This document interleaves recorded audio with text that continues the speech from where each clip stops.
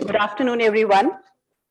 I welcome you all for this Women Health Symposium on International Women's Day.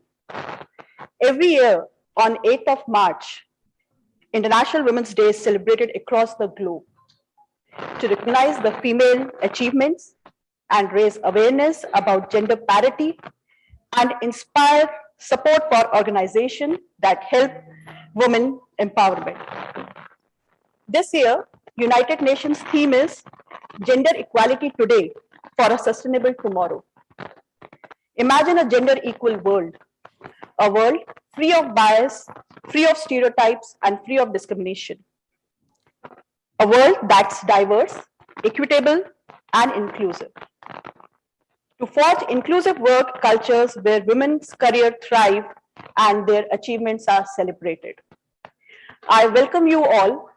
And in the next 3 hours, we will listen to great women physicians who have excelled in their field and an inspiration to all of us. To introduce the symposium, I would like to call Professor Adit Kapoor, Head of Department of Cardiology, SGPGIMS, Lucknow, to start the proceedings.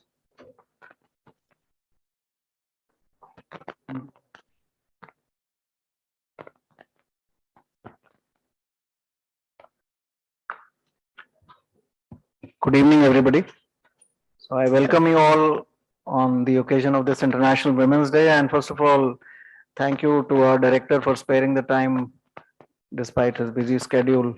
Compliments to Rupali for designing this program. So, there are so many of you in the audience here today who are personal friends who have inspired me and so many of us and will continue to inspire us. All these ladies over here, not only with their professional achievements, but also in a personal capacity at various levels. And I honestly believe, and I'm sure you would agree, there should not be just one single day to celebrate the women.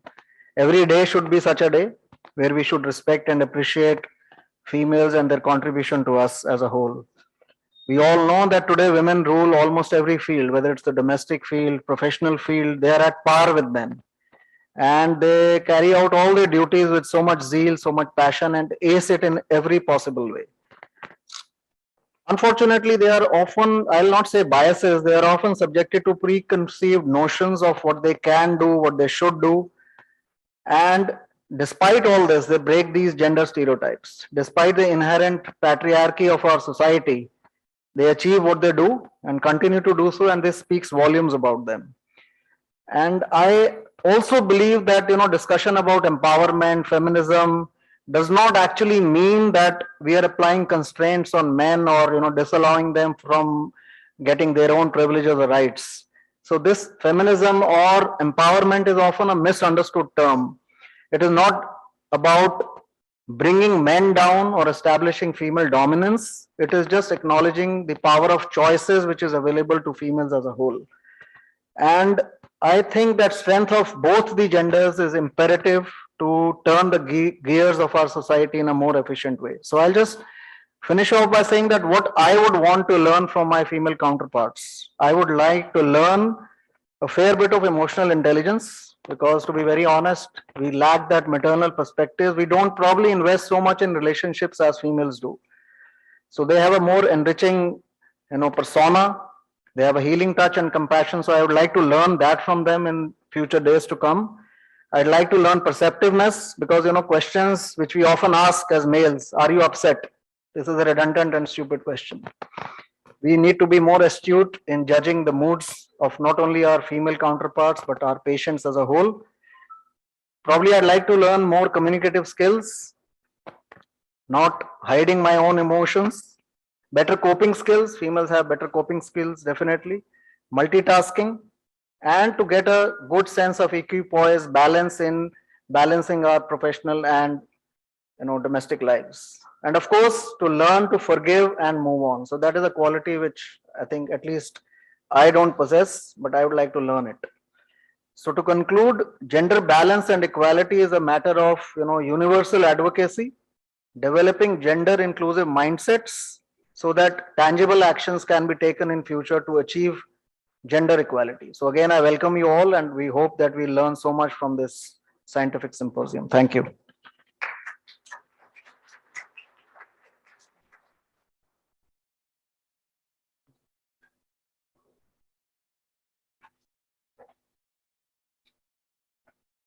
Now I would like to invite our director, sir, Professor R.K. Dhiman, sir, to increase our morale, support us, and give a few words of wisdom.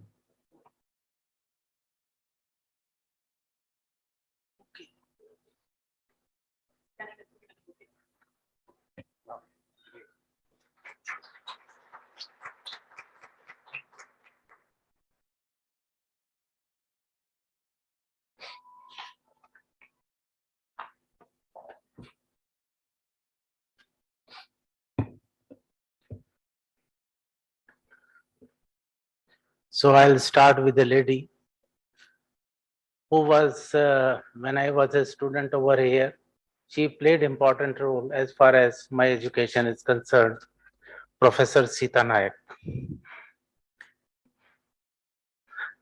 Madam, good afternoon. And Professor Adit Kapoor, head of the Department of the Cardiology. Ladies and gentlemen, so today is the Women's International Day, 8th of the March. So today I was just thinking about what's about the International Day, every day or there is one International Day.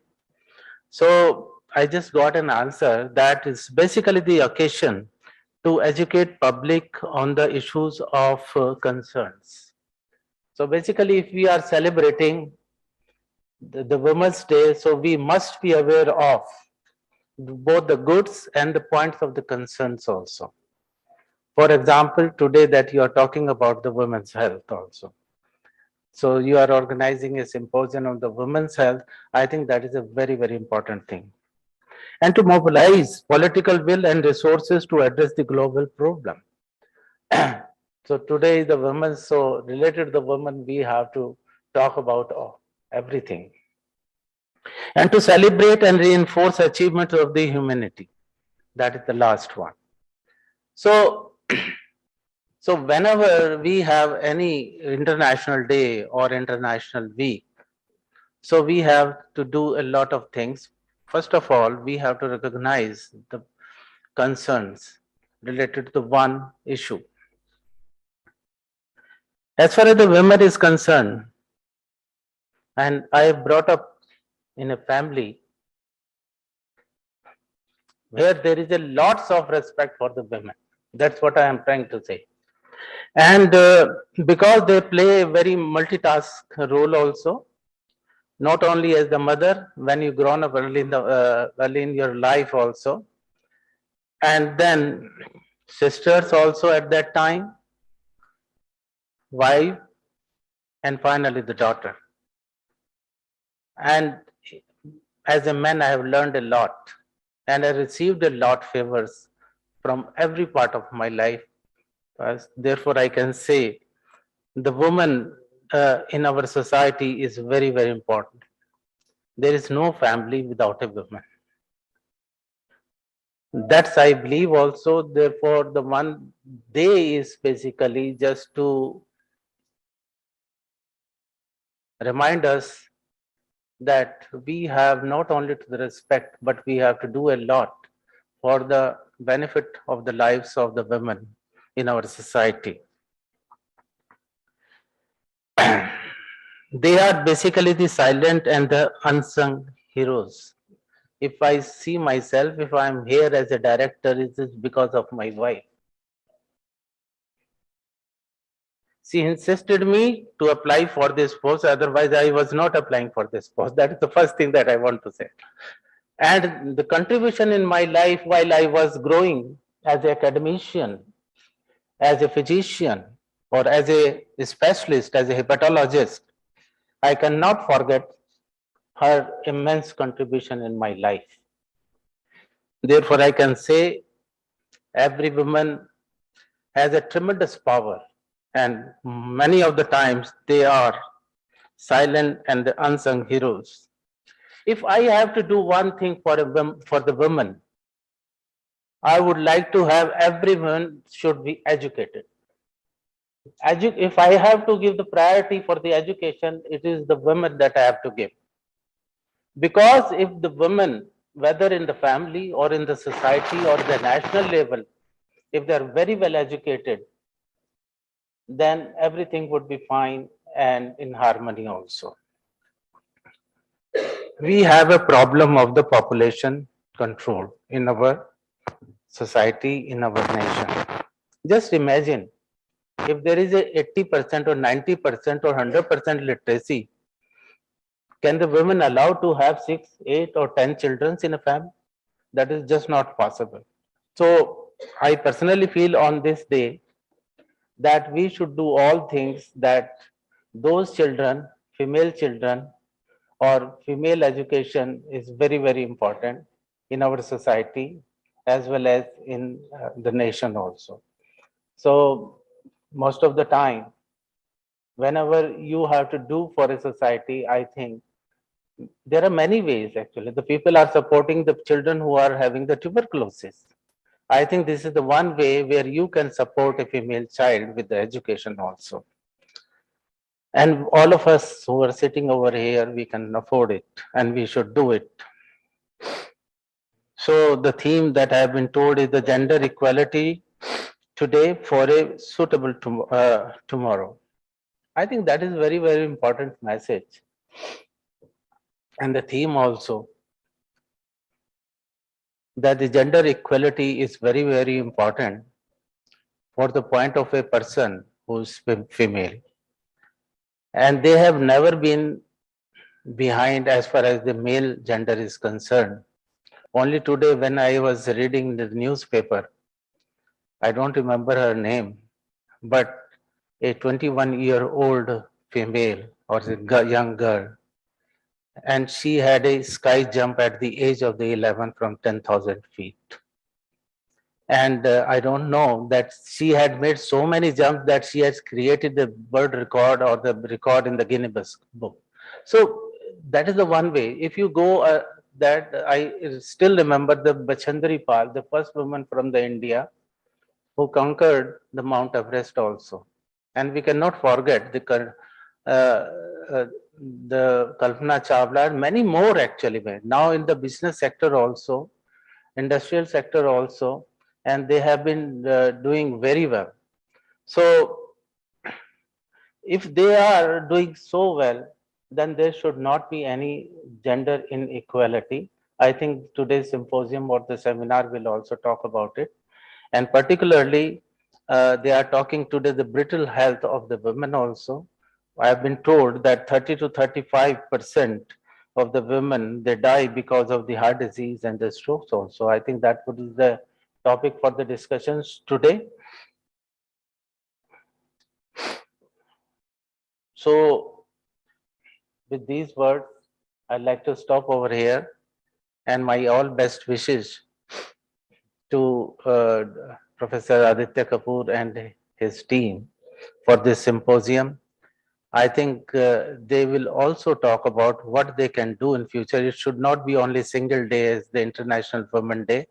They should do something that should go on the years from 8th March to next year, 7th March also. Thank you so much.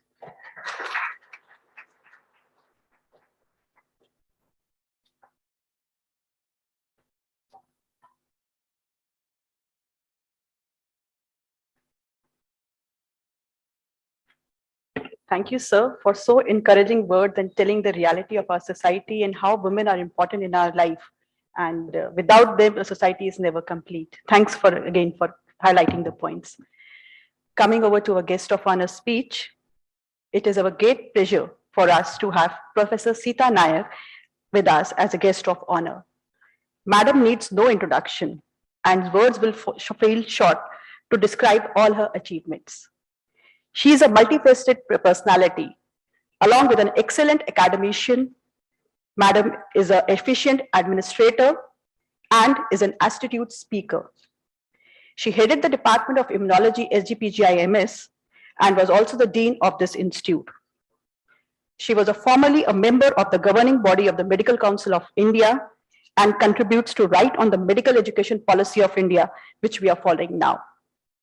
She played a pivotal role in restructuring the undergraduate medical training programs in our country. Madam, it is an honor for us to listen few words of wisdom from you. Over to you, ma'am. Thank you so much. Actually, this came as quite a bolt from the blue or a bit of a surprise when your Amita's phone call came and Aditya called me, because I've kind of almost out of most academic activities. And thanks to the pandemic, haven't been able to visit SGPGI either for the last 2 years. So I'm really honored that the institution remembered me and asked me to speak on this occasion. It's more than almost 5 decades since I graduated. When I joined medical college in the 60s, I was the first person from both sides of the family to enter medicine.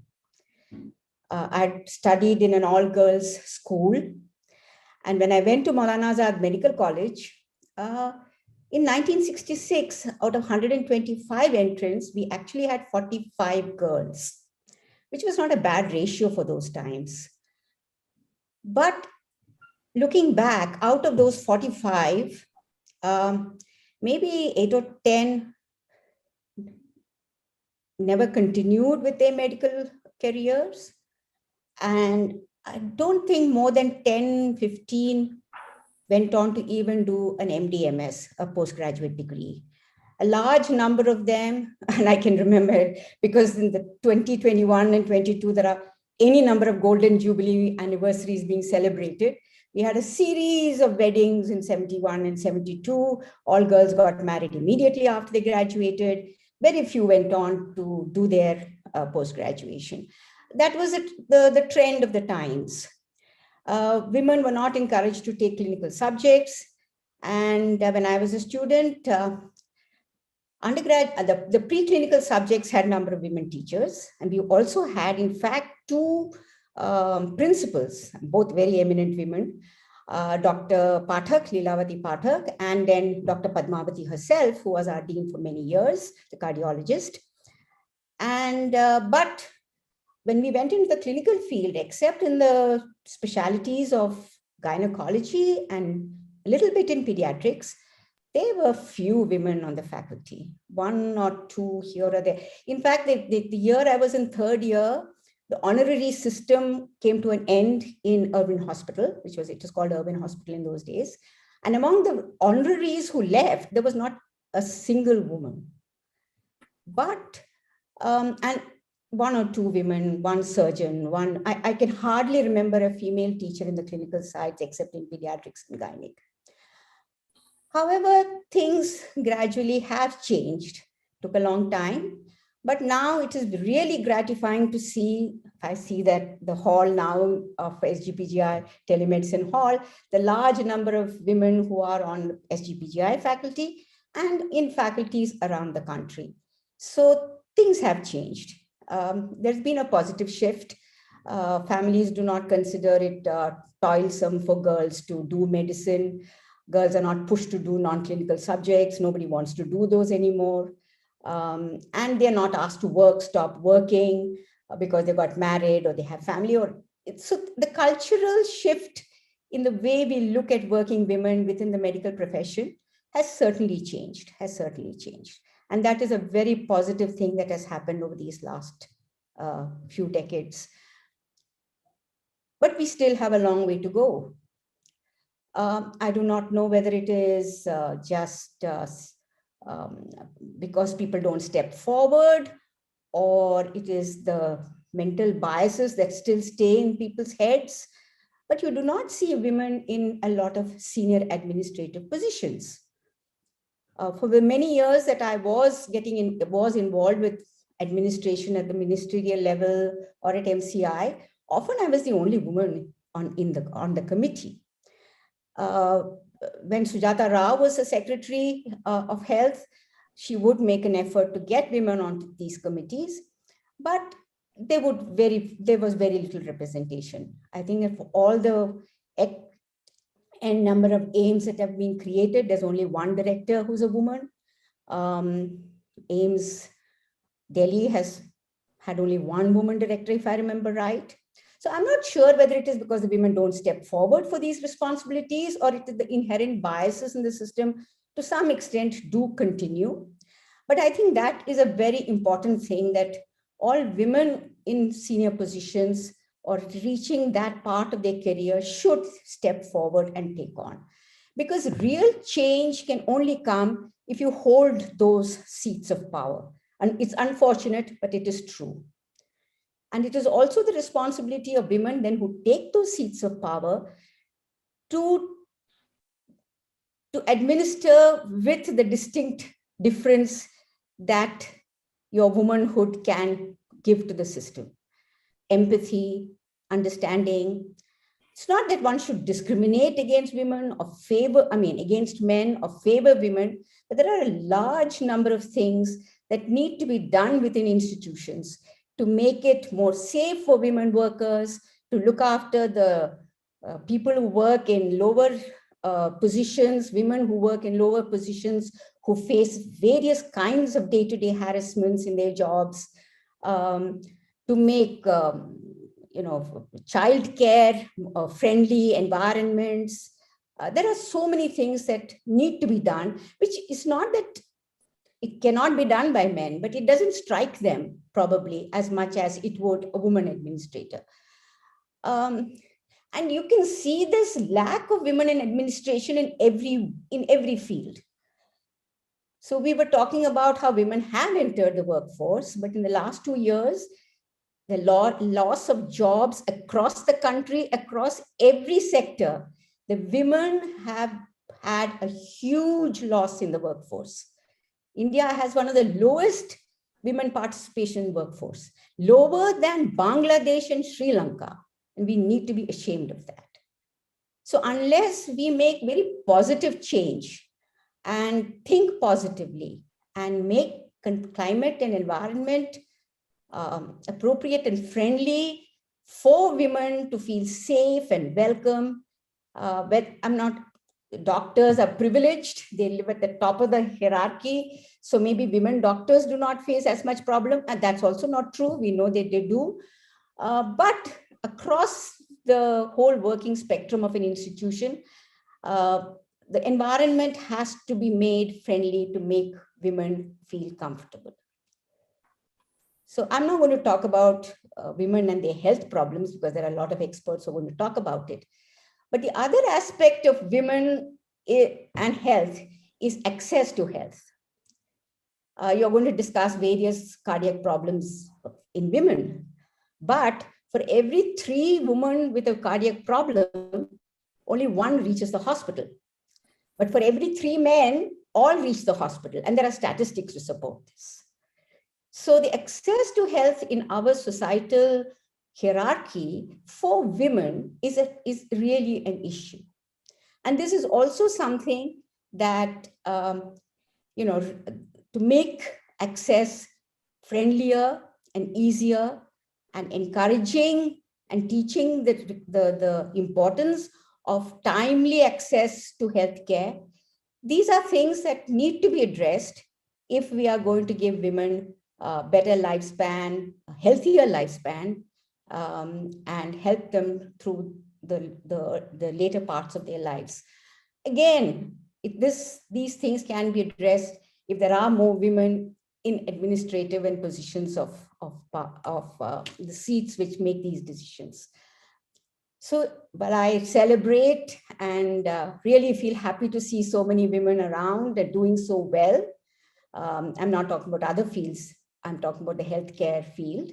That we need to go a long way more. And I'm sure that all of you will be aware of these issues and will address them whenever you have the opportunities. And I would strongly urge all of you, never shirk from taking on administrative responsibilities. Step forward. They are not easy, especially in the political climates that we live in. But unless we do that, we cannot really make a substantial difference to the gender imbalances that exist in our system. Thank you.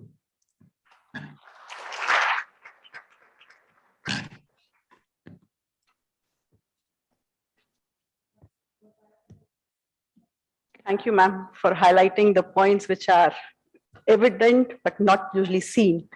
As we all know, if you see the undergraduate training, about 40 to 45% are females in MBBS. But if we come to the clinical branches, I will talk about my cardiology, hardly 5 to 8%. We can count on the fingertips.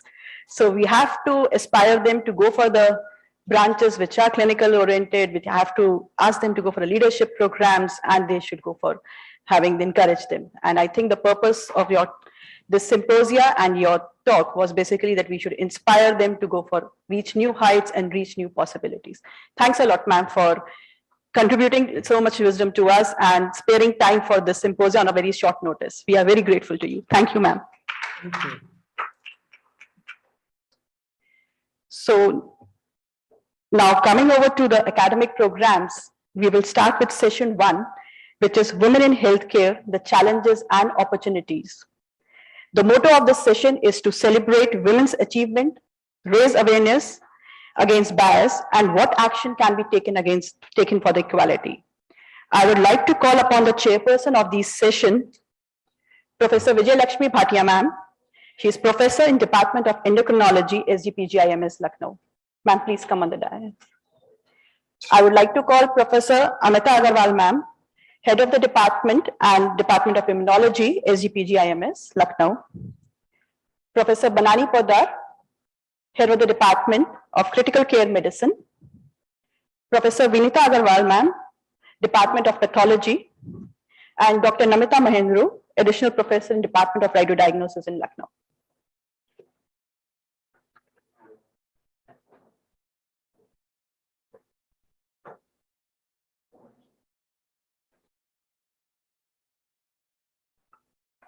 Thank you, ma'am.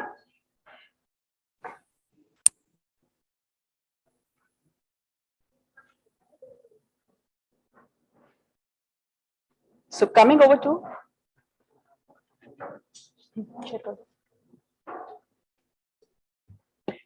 to talk 1, so which is the physician's burnout, understanding the mechanism and the pathology, if you ask.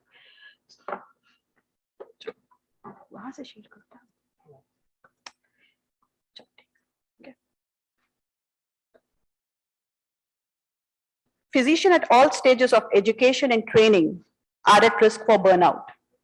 Physician burnout is not a psychiatric disorder, and WHO recognizes that as a syndrome. It is a measure of chronic distress associated with our job. And as a female, we have higher risk for developing this burnout because we have to take additional responsibility of family. A review of 9 studies showed level of burnout between 45 to 70% in medical students, and it doesn't decreases with age or as you grows up. It is seen about 50% of the physicians who report burnout across all the specialties. For addressing this issue more in detail, I would like to call Dr. Kinjal Goyal to deliver a talk on understanding physician burnout. Dr. Kinjal Goyal is a psychotherapist, a mental health consultant at Pune, Maharashtra. She is a foreign affiliate with American Psychological Association and a certified cardiac psychotherapist from American Psychological Association. She is associated with Aspita movement as a mentor for saving the girl child and has written many books dealing with mind wellness. So over to Dr. Kinjal. Good evening. I hope I'm audible. Yes, you're audible. I'll just start with sharing my screen.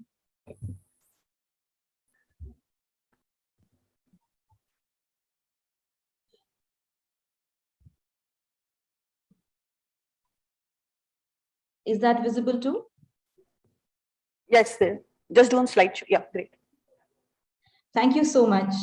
A very, very good evening to everyone present here today. A very warm thank you to Dr. Aditya Kapoor and Dr. Rupali for having organized this and for having invited me. I am indeed honored to be in such august presence today. I knew I would be learning more than actually contributing from my field, and just listening to Dr. Nayak talk 2 minutes ago has already left me inspired. There is so much that is yet to be done. I hope in a little way I can contribute from the field of psychology, and I would love to answer questions. So please, if you have any queries, anything which comes in mind, put it down, note it down, and we shall talk about this at the end. Today, I'm talking about burnout in physicians. I wanted to do this specifically for women, but the more I looked into the topic, the more I realized that we cannot segregate men from women in burnout. As we go ahead with this talk, you'll probably realize why. This is one of the most classic definitions of burnout that we have. It is the exhaustion of physical or emotional strength, motivation, usually as a result of prolonged stress or frustration. What strikes me as most important here is the exhaustion of motivation. When you're physically tired, you know that this is fatigue. When you're emotionally tired, you have a pick me up. But what happens when your motivation is exhausted? That is when you truly reach burnout. A very common misconception is that stress and burnout are the same. In fact, a lot of my colleagues outside psychology still use this interchangeably. If somebody is undergoing a stressful situation at their workplace, they usually say, "Oh, I'm feeling so burnt out." There is a very clear distinction between these two, and I think it's very important that we understand this before moving ahead. When somebody feels stress, it is a sort of over-engagement of emotions, and burnout is a complete disengagement. You don't want to do anything more, you don't feel like being involved with your work. There's nothing that you really want to finish anymore. You feel blunted, you feel distant. The whole feeling around stress is of anxiety, but the major feeling behind burnout can be of depression. Once we understand these differences better, it'll be easier for you to identify burnout amongst your colleagues and maybe even for yourself if you ever go through it. So what really are the gender differences in physician burnout? Burnout as a concept is extremely prevalent among doctors. As you can see in the image that I have added, a woman is carrying the added weight on her so-called cape. If the white coat were to be a superpower, it is loaded with responsibility as well. However, men and women both can face burnout. Resilience is the new word all around. Everybody wants to inculcate resilience in children, among youngsters. The older generation doesn't skip a beat in telling us that, "Oh my God, we did so much and we didn't complain. What are you complaining about?" This is what is told to most male physicians. Be strong, work hard if you want to succeed. Don't be a crybaby. What do you tell women? "I told you this field wasn't meant for you." Most women doctors, even present in the audience today, must have heard it at least once. Are you sure you're up to it? After having faced that, imagine having to face burnout. Can you actually go and tell somebody that you have reached the point of complete exhaustion? It's very hard for somebody to accept. The balancing act between work and family definitely can drive women to exhaustion earlier. This is why it is very important to look out for your female colleagues and identify the signs, identify the symptoms of exhaustion. And if you see them, we'll come to what can be done.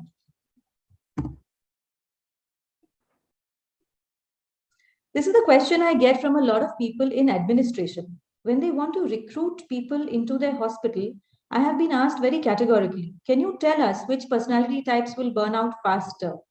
Can you imagine, instead of dealing with the issue of burnout, they want to make sure that they don't hire people who will suffer through burnout? My answer to them is the same as what I'm giving you today. There is no personality trait that can prevent burnout 100%. Everyone is at risk. However, there are some people who are at a higher risk. Those who can't say no. How many times have you accepted added responsibility only to go home and wonder, why did I say yes? Guilt defines some personalities. A lot of people feel guilty about everything that they do, especially women. Did I spend enough time with the family? Did I not spend enough time with the patient? Did I do the right thing by staying back at the hospital? Did I do the right thing staying back at home? People who experience guilt at a larger degree will always burn out faster. Other mental health conditions, such as anxiety neurosis, clinical depression, all can add to burnout. If you have ever been diagnosed with any mental health issue, please speak to your psychiatrist or your mental health professional. If you start feeling any signs of burnout, this can be prevented and helped at an early stage. A lot of us are people pleasers. We still want that gold star on our hand. We still want the little pat on the back. We want somebody to tell us, good girl, good boy. This is what leads to burnout also.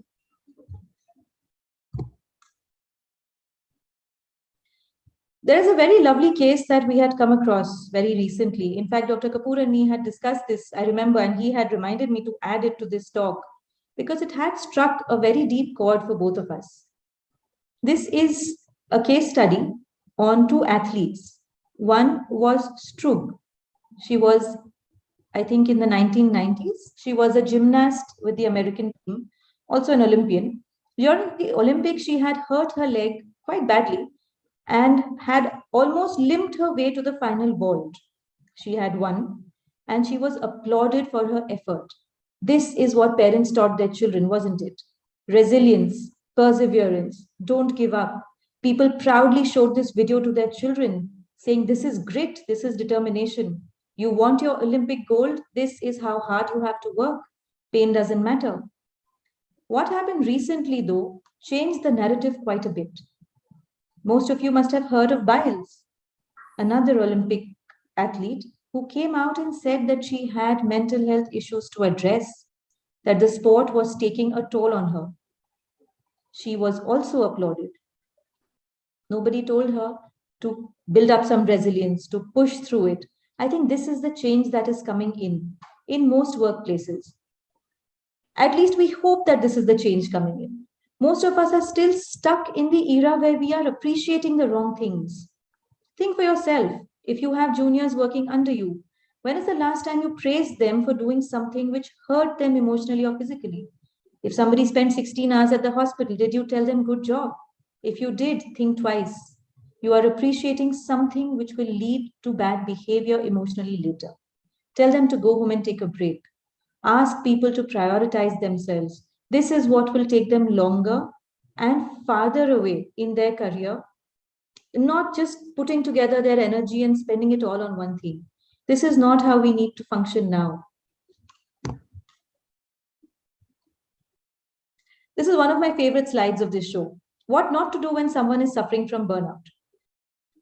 If you read through these points, I'm sure there are so many of them that you have done either in an administrative position or even simply as a friend. If somebody has shown signs of burnout, haven't you told them? Blow off some steam, go play a sport, do some yoga, meditate. If you're in an administrative position, have you not added relaxation modules for your staff, hoping that it'll help? I know people who've added yoga classes on Saturday afternoons to help their staff relax. People ask each other to just chill. Don't take yourself so seriously.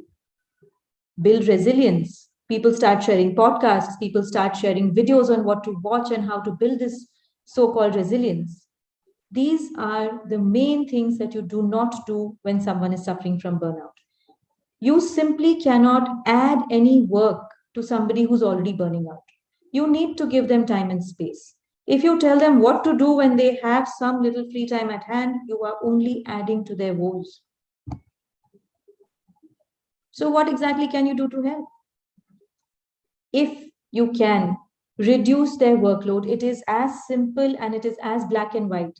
Pitch in, take a few hours of work off them for a few weeks. This will not resolve overnight. Make a team, ask everybody to help.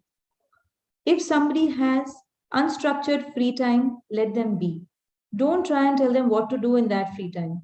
Sometimes doing nothing often leads to the very best of something. Winnie the Pooh said it right. I also believe the time that you enjoyed wasting was not really wasted time. So learn to waste some time. Do it your way. Allow somebody to do it their way. When you are helping somebody who is suffering from burnout, do it in a way that they need. Everybody has a different requirement. Don't do what you might need. You cannot think your way out of burnout. It's not like a wrong thought or an errant way of being. It is something which needs help. If you can't help, get them a mental health professional. But don't ask somebody to just think their way out of it. Be kind, not just to others, but to yourself as well. There might be a time when you suffer, and that time kindness towards yourself and your mental state will really matter.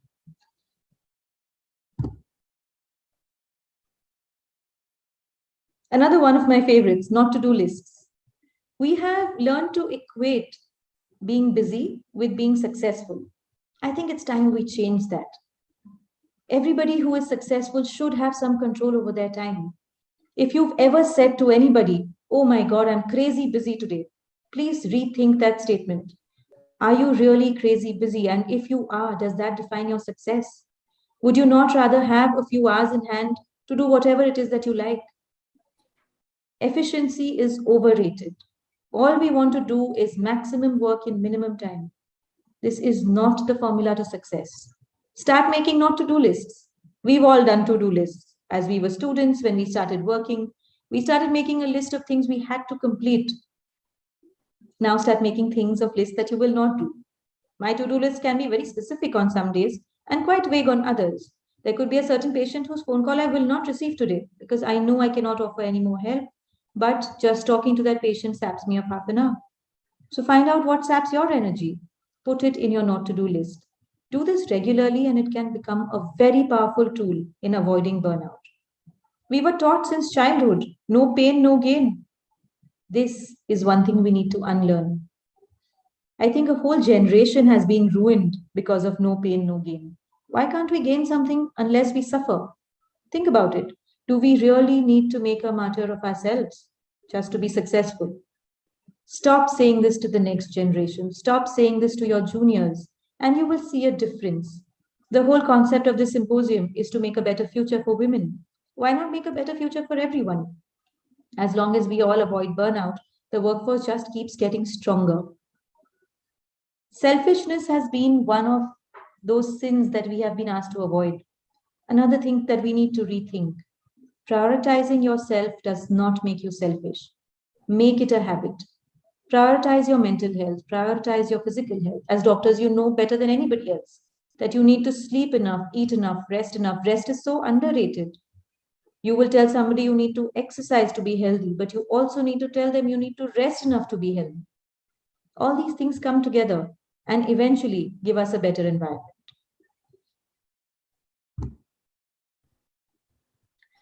One of the things about burnout is that we look at a forest. Just keep this analogy in mind the next time you see somebody suffering.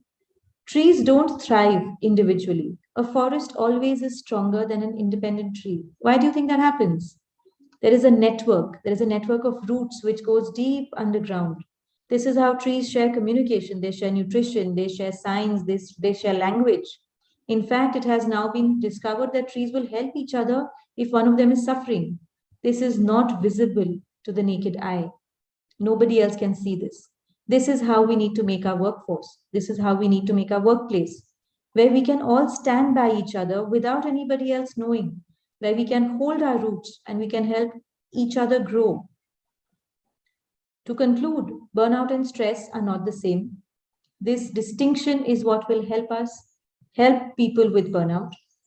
No one is guilty for feeling burnt out at work. Don't feel guilty yourself and don't push the blame on somebody else either. Men and women experience burnout differently, but they both feel the same pain. Burnout can harm a person's emotional well being over time. If somebody has been trying to power through, they are going to regret it later. There will be some emotional payment that will be made.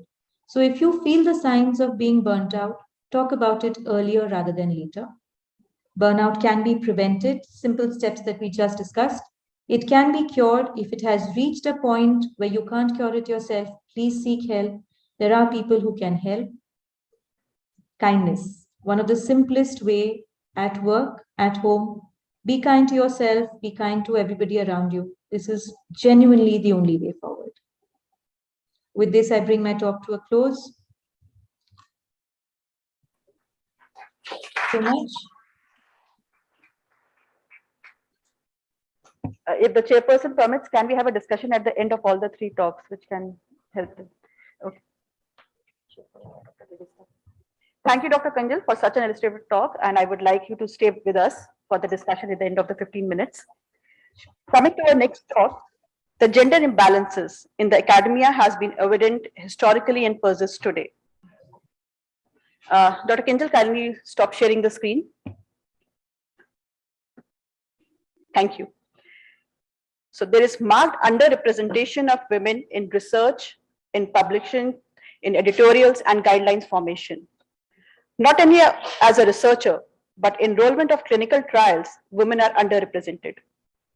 Cardiovascular disease is the main of cardiovascular trials subject. For addressing this issue, I would like to call upon Dr. Dragista Panavone, who will be delivering a talk on gender equality in research, underrepresentation of women. She is a medical director at European Center for Cardiovascular Research.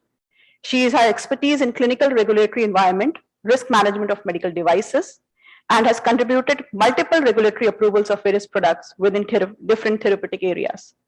Over to Dr. Dragista. Thank you very much. This is a great privilege and honor to participate in this important symposium dedicated to women. And I am really honored to be a presenter. I will talk about equality in clinical research. So we all would like to believe that this picture is real. And through my presentation, I'm going to show that maybe it's not exactly like that. First of all, I will give you some data which are currently existing in the literature about female physician in clinical research. And after that, we will try to discuss how we can change this and how to go from here. And first of all, let us think why research is so important. My research is important because our medical practice is evidence-based. So the evidence originates from research. So whatever we are doing daily, we are doing based on the evidence produced. And we all see in our daily work and life and practice that leaders of well-designed clinical trials, in most of the cases, experience career growth, recognition, prominent podium presence on the scientific meetings, opportunities to influence regulatory or policy decisions. Usually they are leading authors in high-impact journals. They have a higher representation at the editorial boards of those same journals, and they contribute to practice guidelines of scientific societies. So authoring that, being exposed, being prominent, the result is what? The more like the probability of getting a new grant is extremely high, much higher than someone who doesn't have this experience. Therefore, this is a vicious circle, and we need to break this vicious circle and to make sure that equal number of female, or at least proportional number of the female, are leading and executing important clinical trials. So now when we are looking where we are today, we know that today in medical schools, the number or proportion of female students is almost the same as a male student. The graduation, at the graduation, this proportion drops a little bit, but when we are coming to the level of specialties, it goes even farther. I'm showing you here just some 4 very advanced countries in Europe where discrimination of women is really not an issue. But still we see here that on the level of the specialists, we have less women than men, or at least below the gender balance zone. So what is happening now in a proportion of the women in cardiology leaders in Europe? So this is an interesting paper in European Heart Journal, where we see in some countries like Russia, we have a very high percentage of female patients leading departments or being in the leadership position. But when this was analyzed, it came out that, let's say, the male physicians, they prefer to be on more lucrative disciplines like surgery or those more invasive, where they find themselves better. But when we average European countries who participated in this survey, we see that we have a 70% of the male physicians on the leading positions and only 30% of women. Because as you can see down on the graph, there are some countries where there are almost none of the female on the leading positions. Then I was looking to United States and looking to the leading position in the healthcare system in US. And as you can see, when we are talking about chief executive officers or even chief medical officers, the levels are rather low. We might have some more female, but not physicians in human resources or some other like marketing and communication. But in medical disciplines, like where it is a CEO or CMO, we have a very high underrepresentations. And now looking to the women as cardiovascular clinical trial investigators and being in a leadership committees. This is a nice paper, which was actually it was a study onto the studies, and they investigated what is the percentage of the female investigators or female participating in leadership committees on the papers or studies published in the most prestigious journals. And as you can see here, in all, more than 40% of the studies do not have any women investigator, and around 60% do not have any women in a leadership committee. So it's warning.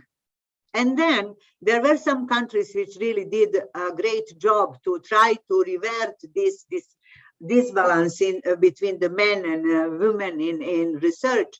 And in Australia, they had a specific campaign like 5 years ago to make sure that grants are equally distributed, so that female physicians can get similar number of grants. And when you so I'm sorry, I did something wrong with my because I tried to get slides on the full. So you see, by career advancements, this is going on the right side of the bar of the slide. You see that male physicians are receiving much more grants than female. But then when we are looking to the amount that are received, then discrepancy is definitely much higher. So you can imagine that only with the big grants, someone is able to run the impactful study. So again, it's a disadvantage of women. And what this, in what that results, it results in a smaller proportion of women being authors of the main papers. I selected here heart failure because in heart failure subspecialty, there is the least difference on the representation of women and men. Women are around 45% of the physicians in the heart failure discipline, while men are the 55, quite different than in some other disciplines. And you see here, even in heart failure, we have the very few papers where woman is a senior author. So this is having impact on everything what comes after. You know, when author is cited, it's a first, when paper is cited, it's a first author or senior author, and all the other the participants are just mentioned in the list. And then also those 4 leading journals, they did some investigation on their own papers that they were publishing. And as you can see here, first or last author in the let's say procedural trial, meaning that's probably interventional cardiology, we see only 7% of the female leading the authorship of the paper. And this is really something that we have all to think of and to see how we can change this negative trend.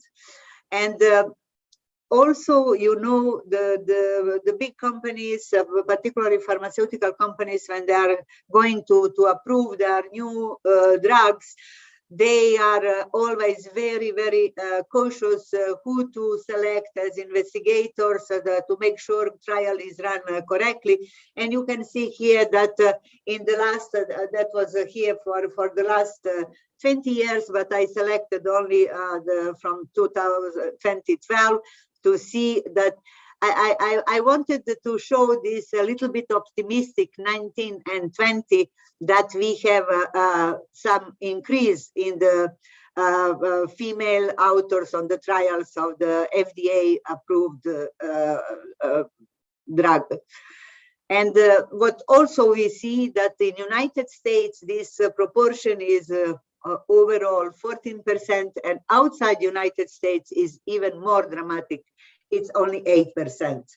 And this is also seen in the total number of authors versus proportion of women, which is in this orange. It's really dramatic, and I think everybody will agree in that. But then we are from the published paper, we are going to guidelines. And those papers have to be in the guidelines. And then we are looking here, what is the proportion of the women in the cardiovascular guidelines writing committees. And here it is given by specialty. And we also see that almost in every specialty, the proportion of women participating on the guidelines is very low, except, as I said previously, heart failure and pediatric cardiology. The other disciplines are really underrepresented. And I want to show you this slide because there is something important I want to support the statement of Dr. Sita, which she just said before. I am looking to the European guidelines. This is European Society of Cardiology. So in the period from 2017 to 2020, we had a female leading European Society of Cardiology. And you can see the dramatic increase in the participation of the female in particularly some disciplines like some specialties and general cardiology guidelines. So it is correct. We need more female on the leading position, on deciding position to make it easier for women to show their capabilities. We just need a chance to show our capabilities. And those are very similar things, but this graph would show you that cardiac and cardiovascular system is one of the worst in, let's say, editors-in-chief on the top journal in each specialty. You see, we are definitely below 15%. And now, when talking about the research, it's not only important that we have female physicians in the clinical research for bringing a different perspective, but it's also important because the sensibility of the women and also somehow the diversity in clinical research is extremely important, because diverse leadership and diverse trialists enroll more participants which are the female, which are of different color, and which are all actually potential patients on which those interventions have to apply. And it's definitely that diverse leadership, better tailor recruitment and retention strategies to patients' cultural norms, resources, and also health literacy. And this is increasing external validity of results of any study that we are having and handling. So it is the main finding of this exercise I did now, that the women are underrepresented in many aspects, but the highest underrepresentation is certainly in clinical trial leadership, and then leading to authorship, and further on in other bodies which are making the guidelines and recommendation.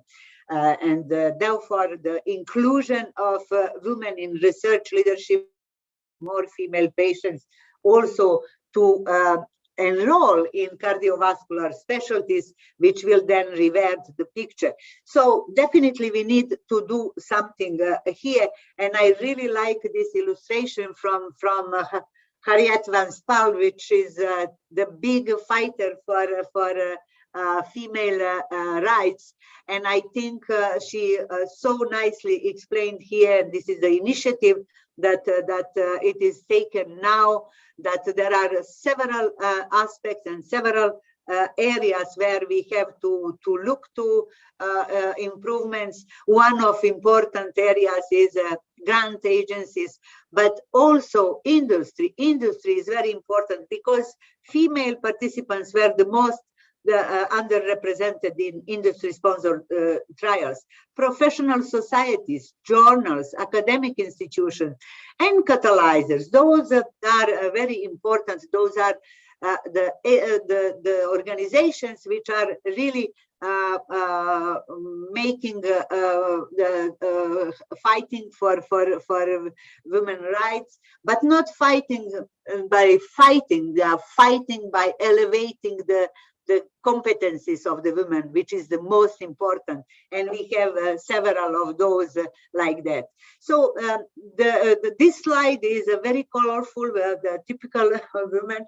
And this slide just wanted to say that we as a woman, we need to have a competencies. So once we have a competencies, then we need a little courage for a first step. After that, things are coming by itself. So to be trialist, we need to have some essential competencies. And after that, the things, this vicious circle will be broken.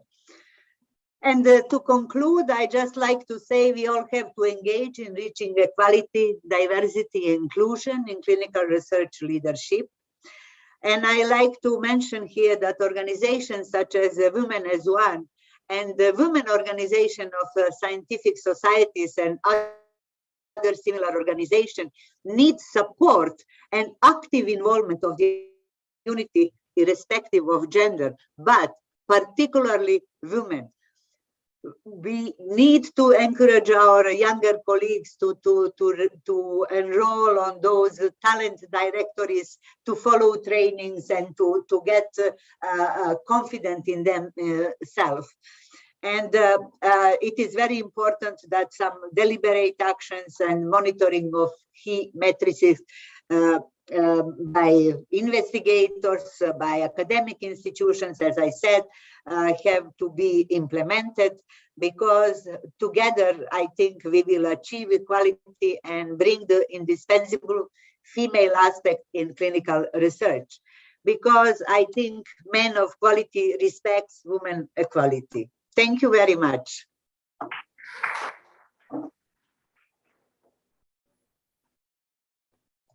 Thanks, Dr. Regista, for showing us the real-world data and guiding us with the solution to decrease the gender gap in research. We would request you to kindly stay with us for another 15 minutes and we can have a discussion after that.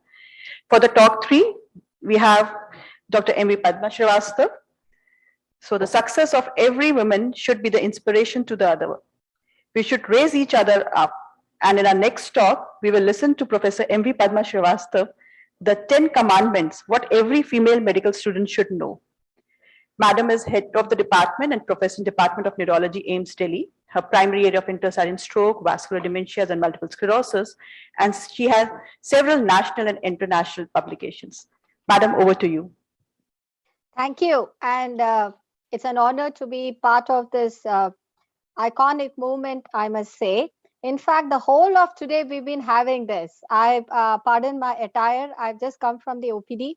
And in between, we had the Nasi, which is from Allahabad, and as well as INSA, which had similar issues, programs for women. So a great movement forward. Now, I'm not going to call it 10 commandments. In fact, I don't think I have commandments at all. But I do believe that we can have a little sort of a storytelling about the gender bias and what to do about this. In fact, what has happened in the last couple of years, the word COVID, in fact, it had entered the lexicon in just a couple of years. We didn't know what COVID was, right? But then whatever the cataclysmic consequences had been, what was truly seen is the rise of the human spirit, isn't it? It rose like a phoenix from burning ashes. And I do believe that when you are faced with these kind of challenges and trepidations, it's a spirit which can rise. And I do believe that women have that empathy and patience, and hence the best of the chance to rise. We have that power. And especially for all the youngsters out there, let me lead you through the journey of understanding the gender bias. And remember, the gender bias could be either gender, right? So let's start with that. In fact, let me share my screen. There we are. Can you see it? Can you see the screen? Yes, ma'am. I suppose we can. Okay. So the definition of gender bias it says that it's a European Institute for Gender Equality that has defined gender as a prejudiced actions or thoughts which are based on gender-based perception that women are not equal to men. And then they have also defined, and these are the 10 basic reasons or the causes of gender inequality. The first is access to an education, and these are published figures. These are the ones which you can quote, and these are true, that 25% of young women between 15 and 24 don't finish primary school. And of all the illiterate human mankind in the world, two-thirds are women. So that defines. The second is lack of employment equality. So when you're looking at, in fact, somebody on the television also yesterday had said this, that it's only 6 countries in the world that give women the same legal work rights as men. I guess we are one of them. We should be proud of that. And so when the playing field, the employment is a playing field, and you don't have the equal right, then it is a domino effect, isn't it? So that will definitely be prone to gender inequality. And this gender equality in society is the one which defines gender equality in work. Now, look at the critiques, and I'm sure you will still hear about these when you go down into the interiors of the society. When jobs are scarce, men should have more right to do a job than women. Do we agree? Of course not. When a mother works for pay, children suffer.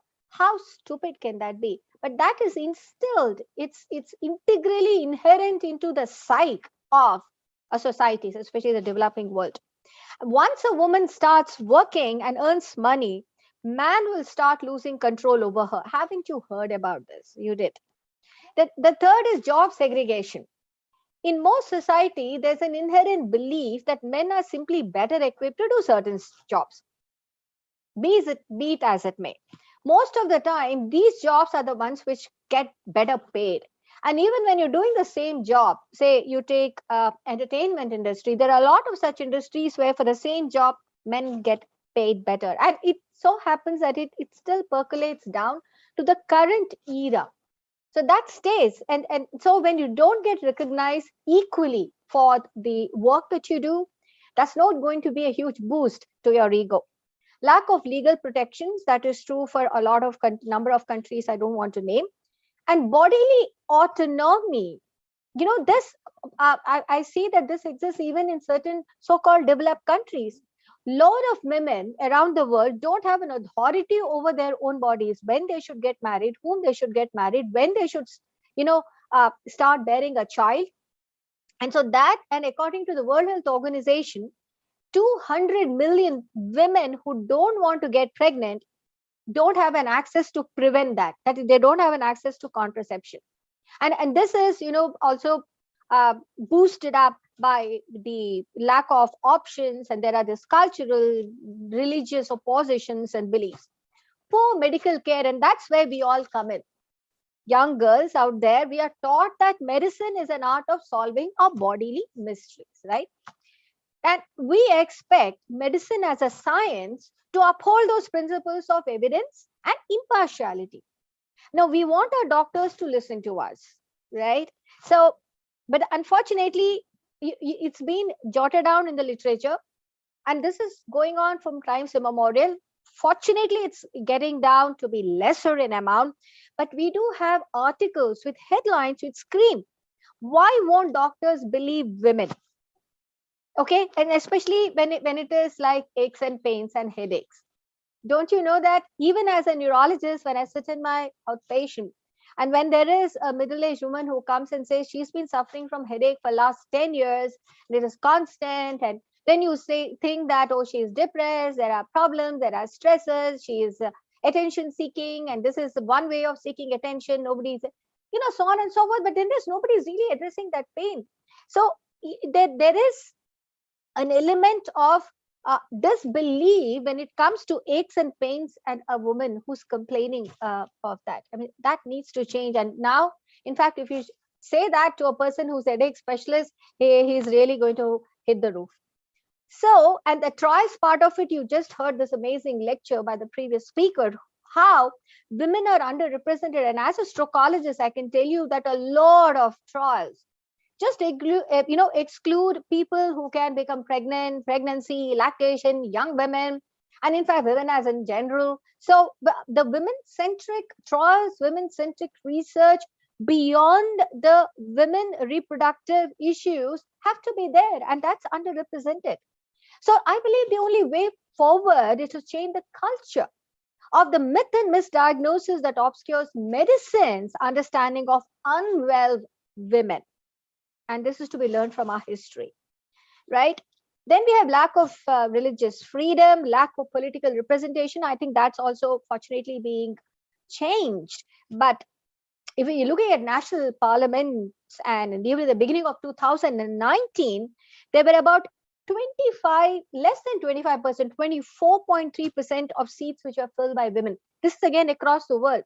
So despite all the progress, all the advancements, all the glass ceilings which were broken, and people who actually had to go against the barriers of bias and all those things, still there is underrepresentation. But we have the highest offices which have been held by women. And then you look at the paradox, and they're mostly in the developing world. You have Pakistan, you have India, you have Sri Lanka, you have Bangladesh, who has had the heads of state as women, as compared to the developed world, where now you have European countries, and the US still didn't have a head of state as a woman.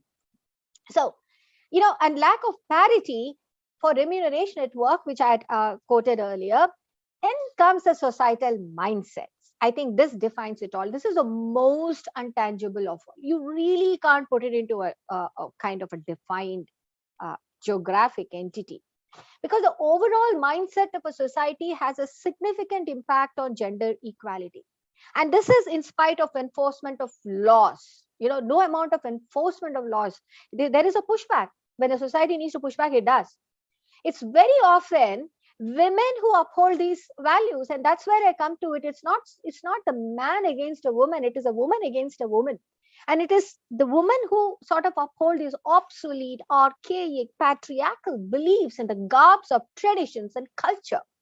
And this exists even till today, even amongst educated people, so-called liberated, forward, advanced people whose advancement just pertains to how they dress and how they probably talk. That's where it ends.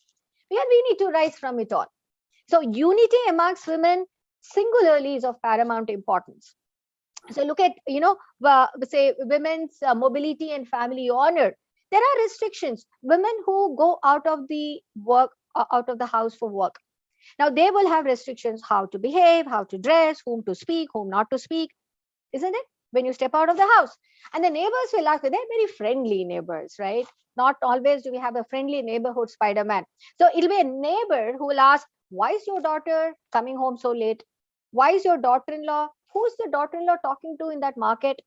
And women acknowledge that many instances of domestic violence is also triggered by the idea that men are unable to accept their wives' newfound upward mobility. So when you're looking at this labyrinth of gender inequality, there's been good literature which was published. This was actually done on women doctors in academic medicine, and they were young doctors. Okay, doctors in training, the young graduates, or one who have done graduation or doing super specialty and had to choose which super specialty. So one was that it was seen that this was studies done in US, in France, and in Korea. And they found that junior women physicians were more vulnerable to gender discrimination. And these were the common facts which emerged. And under pressure to excel at work, they really didn't have any work-family balance. And so there was an identity crisis which they experienced as competent doctors, were they really competent mothers. The work-family balance hinges upon how much family and society is also supporting them. They felt themselves to be isolated in multiple cultural contexts, school ties, especially after work gatherings, that didn't really exist. And the level of leadership aspiration, they're very few women leaders at the top that they could actually emulate or look up to and take inspiration from, or at least take the guidance or to say a way forward or go about the obstacles that they face, right? And say, when you're looking at vulnerability of the gender discrimination early career, most important is choosing your career path. And there was definite gender discrimination.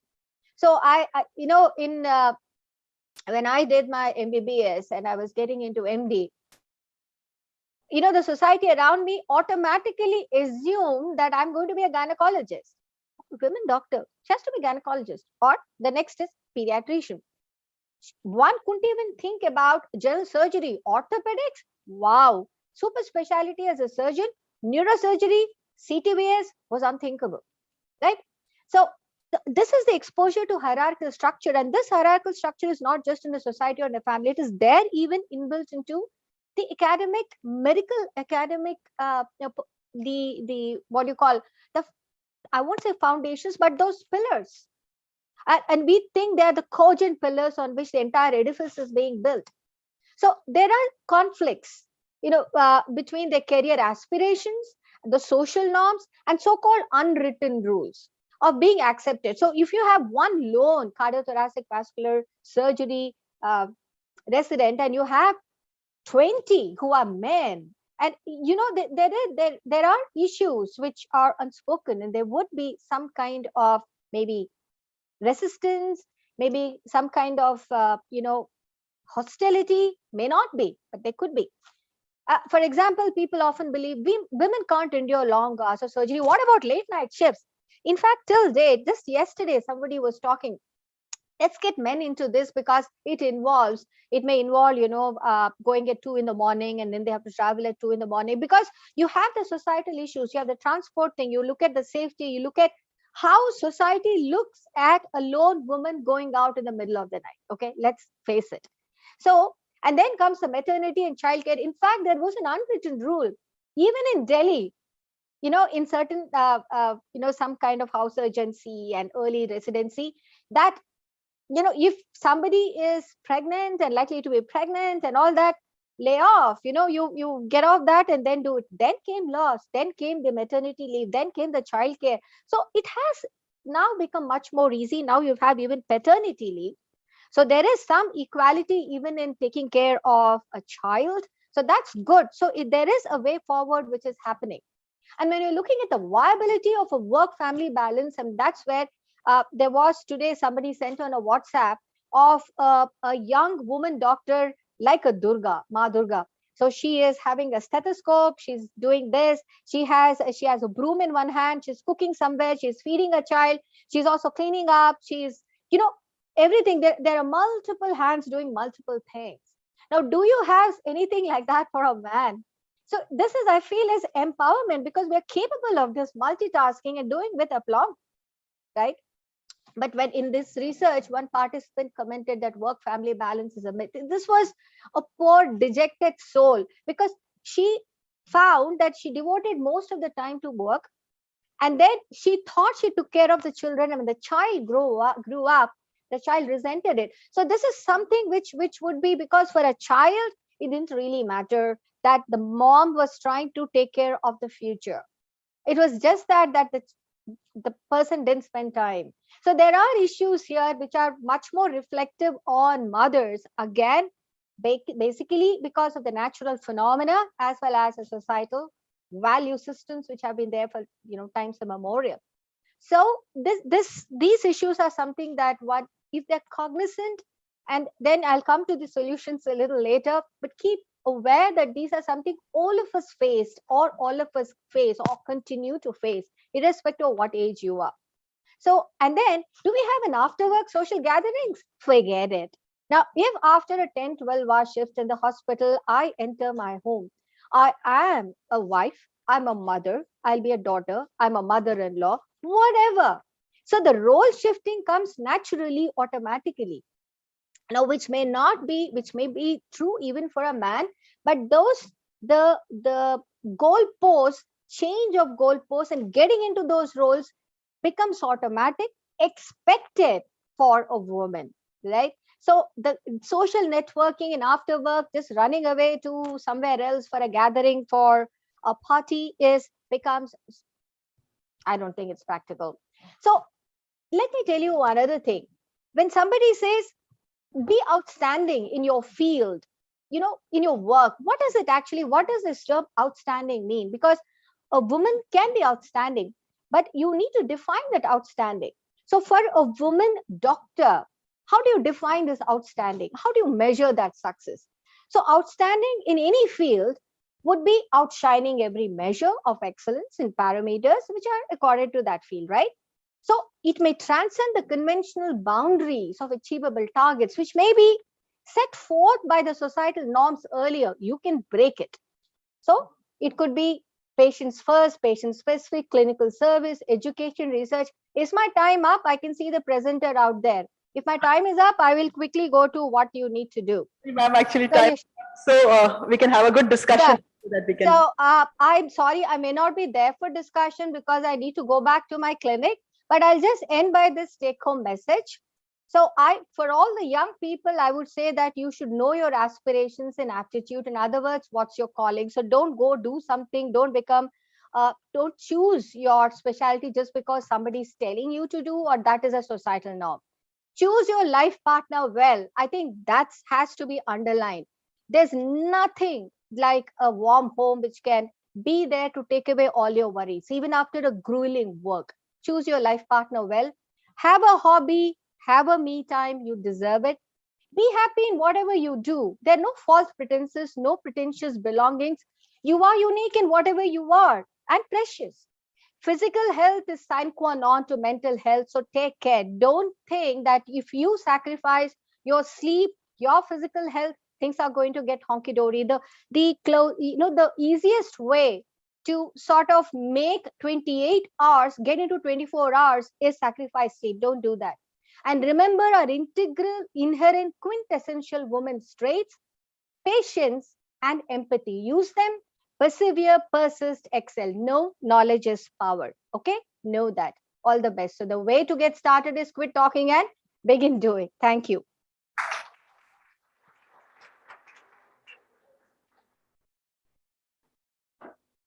I would request the chairpersons to kindly start a discussion, and all three speakers are there. We can have maybe first Dr. Padma, we can have some questions, and then she can leave for her OPD. Well, all three of you, Dr. Goel, Dr. Padma, and Dr. Ponovich, you inspired us because you are leaders in whatever you do, and we could see the passion. I'm not going to reiterate what you all spoke. I have a question about the culture in Europe for Dr. Ponovich, but since Dr. Padma has to leave for the clinic first, I would like to invite if any of my colleagues here on the dais have a question or a comment for Dr. Padma. Dr. Amita Agarwal from Immunology. So Padma, what do you think is your mantra for work-life balance, or what have you found in your life? Basically, I'm a pretty old soul. I have one son who's married, and they stay with me. And I also look after my 92-year-old father. I'm the only child. There were a lot of ups and downs. I not only head the department, I'm also the chief of neurosciences. So I have the neurosurgery also running under me. So I do deal with a whole lot of pretty hot-bedded neurosurgeons. The thing is that what's the balance? I think is the last thing that I said. That there are two things. One is when there is a boulder in front of you, I've realized that there is no point getting headlong into it. I land up with a concussion. So I go around it. The second is that when the light is red, wait, it's going to turn green. You really don't have to cross the traffic when the light is red. So that means that there needs to be patience and also an empathy. I think these two are really with us. That is an inborn with us. I use them, and I've seen that over a period of time, The other thing which I've seen is that as I had grown up and I was climbing the ladder, there were a lot of people who were above me. I felt hurt by certain things that my superiors had done.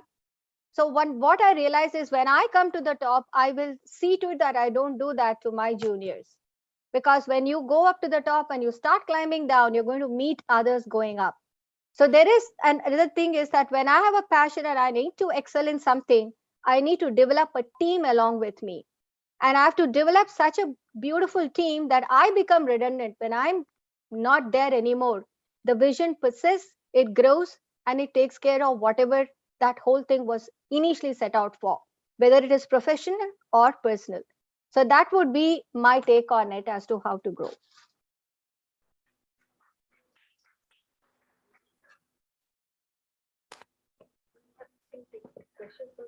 Do we have any? Are there any questions from those who are sitting in front of us? Any comments? Dr. Ponovich, are you there? Yes, I am. It was really nice to listen to you coming from Europe. I'm on the chairperson's dais over here, a pediatric endocrinologist, and I'd like to ask you, what is the, what is behind the success in Europe for women? They are the leaders. Society is different. Could you tell us what made this mindset change, and since when has it been changing? I suppose there is a big difference even between Europe and the North American continent. Yes, indeed. I think in Europe, in many countries in Europe, not in the entire Europe, female physicians managed to be on top much more frequently than it is in the rest of the world. And the person who is leading this research organization, in which I am currently medical director, she was, I think, one of the first interventional cardiologists to be very successful. It's Marie-Claude Maurice. And I think often when we are discussing about that, she said, I sacrificed everything to be successful. She said, I was leaving my daughter, we were alone, and I was leaving her with 2 years at 2 after midnight to go to do primary PCI. So it's a lot of sacrifices, but I think the examples like this, which happened 30 or 20 years ago, encouraged much more female physicians to grow up and to stand for themselves. I think that's I myself, I worked for 26 years for a Japanese company as a CMO, and I think it was a completely different culture, but somehow through the as Padma said, without going through the red light, without crushing my head on the barrier, but being smart and trying on different ways, I also could succeed to get that position and to be successful in that position. So I think there are many ways. None are easy, but there are ways. And as I said in my presentation, I think when we want to achieve something, we need to know what we need to know. And without competence, we cannot achieve. With the competence, I am convinced, with the competence and patience, we really can achieve to make this becomes the story of the past, that women are underrepresented. And I think it was a really fantastic how Dr. Padma explained that it's all like that. It's a real life. But I think times are changing and things are changing, and I strongly believe that in maybe 10, 20 years, we will be well. Thank you so much. Thanks a lot. That was really nice. Dr. Kinjal, I see you there as a psychologist. I understand that you must be facing a lot of issues. You must be going through them day in and day out. What do you think are the measures which can be taken, which makes the work balance in a woman's life much easier, especially for the professional side of the story? I think there is one concept that we have all been fed as women, that women are better at multitasking. And this is a myth which I want to bust. Multitasking is very unhealthy. To achieve any kind of balance, we first need to tell ourselves that we are, as human beings, incapable of doing two things at once. What we eventually do is we switch from one task to the other. Sometimes we do it so fast that we believe that we're doing two things at once. So for women to achieve balance in work, life, health, in anything, you need to learn to do one thing at a time. If you're at work, you work. If you're at home, you do your home thing. Even at work, you do one task at a time. It reduces stress to a very, very major degree. And you feel that you have accomplished more, even if you've done only one task at a time. Thank you. Thank you so much.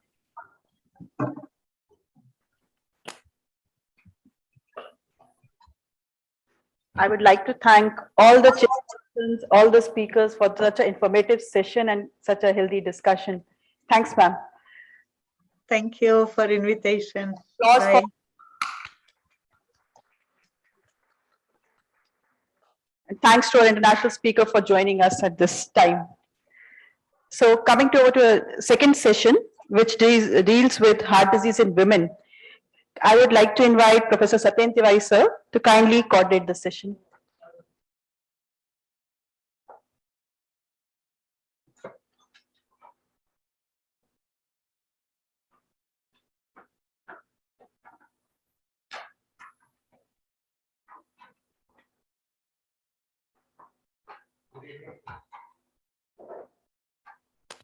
Good evening, everybody. I think it's a great day, Women's Day. This country is beautiful for women's.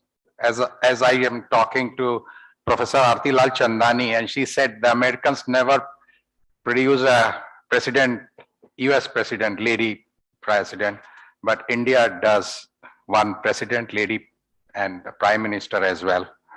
So we are far ahead than the other countries.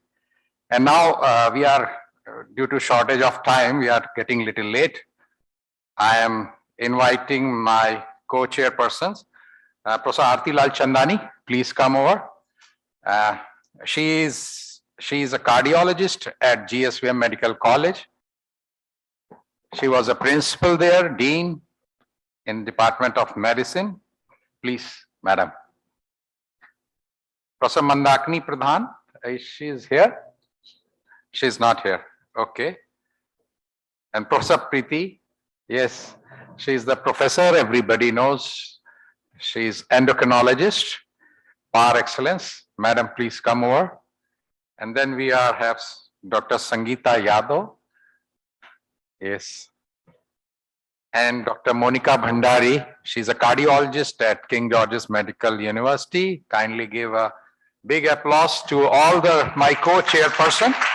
And we have a very nice and very learned three important speakers. Professor Uma Singh, she's here. Madam, welcome. Good. Dr. Rupa Salwan, she will be on. Okay. And yes. And Professor Anita Saxena. So I will request Professor Preeti to introduce Professor Uma Singh.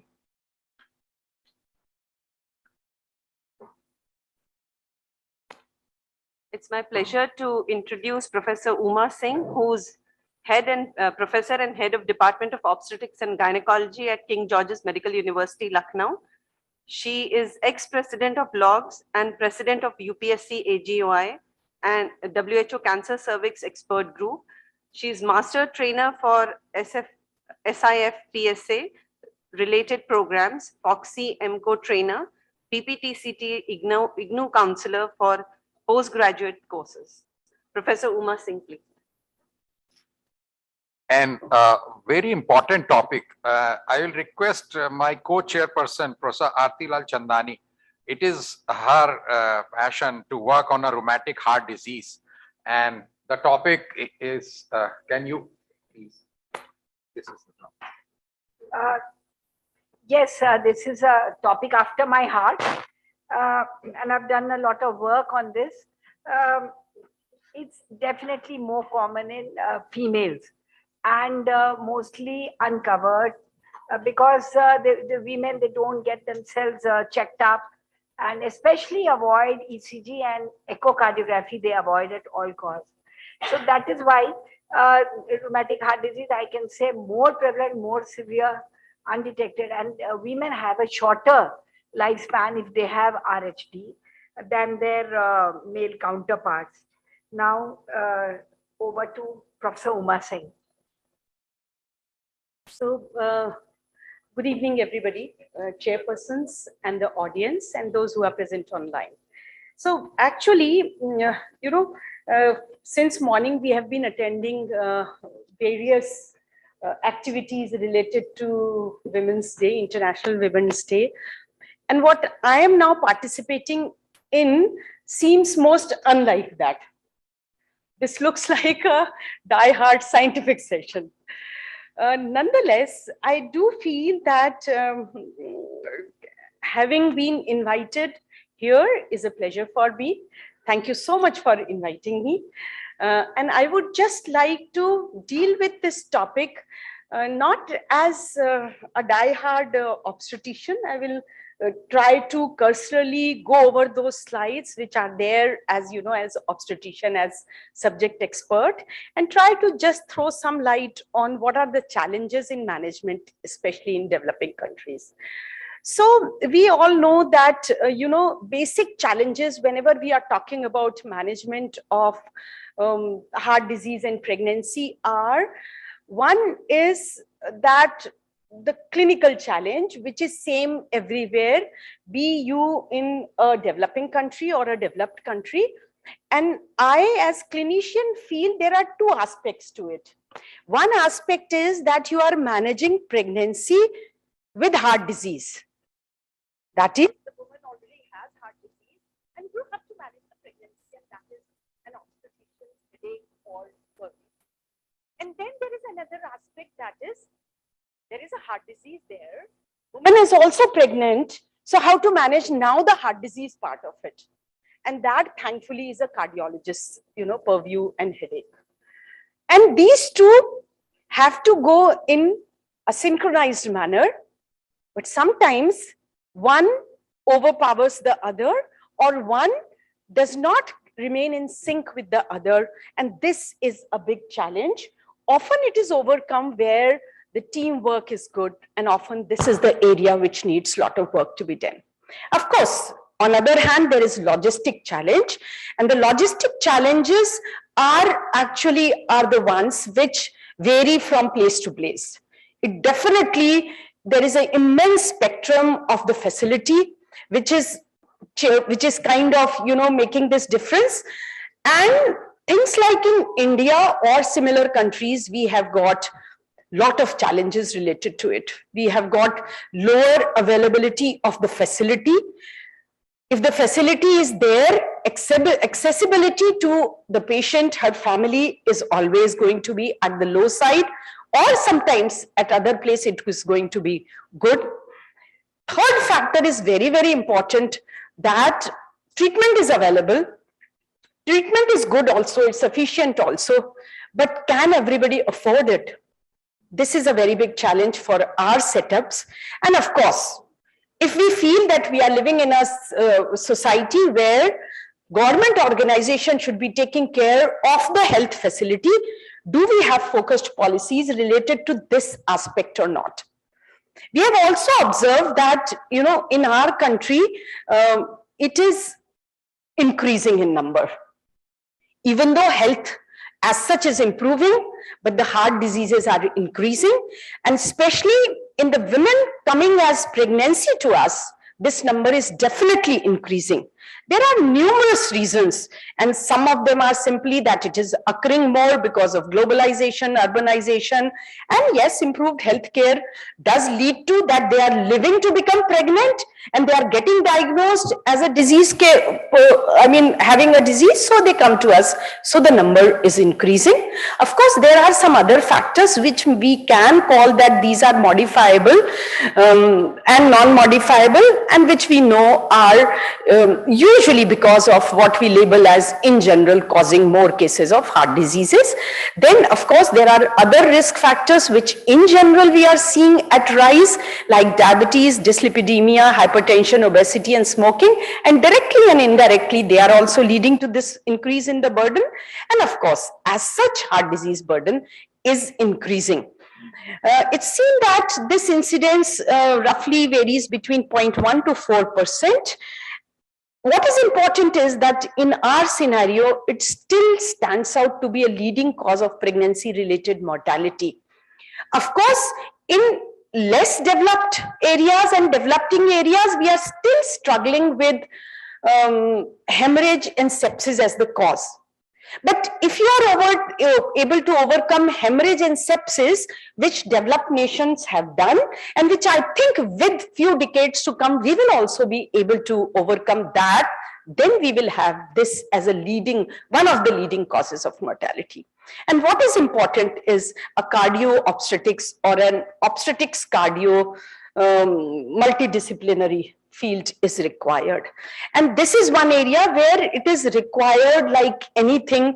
It is required in all phases of pregnancy, delivery and post-delivery care. It's not like that once a cardiologist has been visited, that's it. No. Somehow the physiology of pregnancy is such that at every stage, the physiological adaptations make an altering burden on the cardiac status. Hence, it is required every time.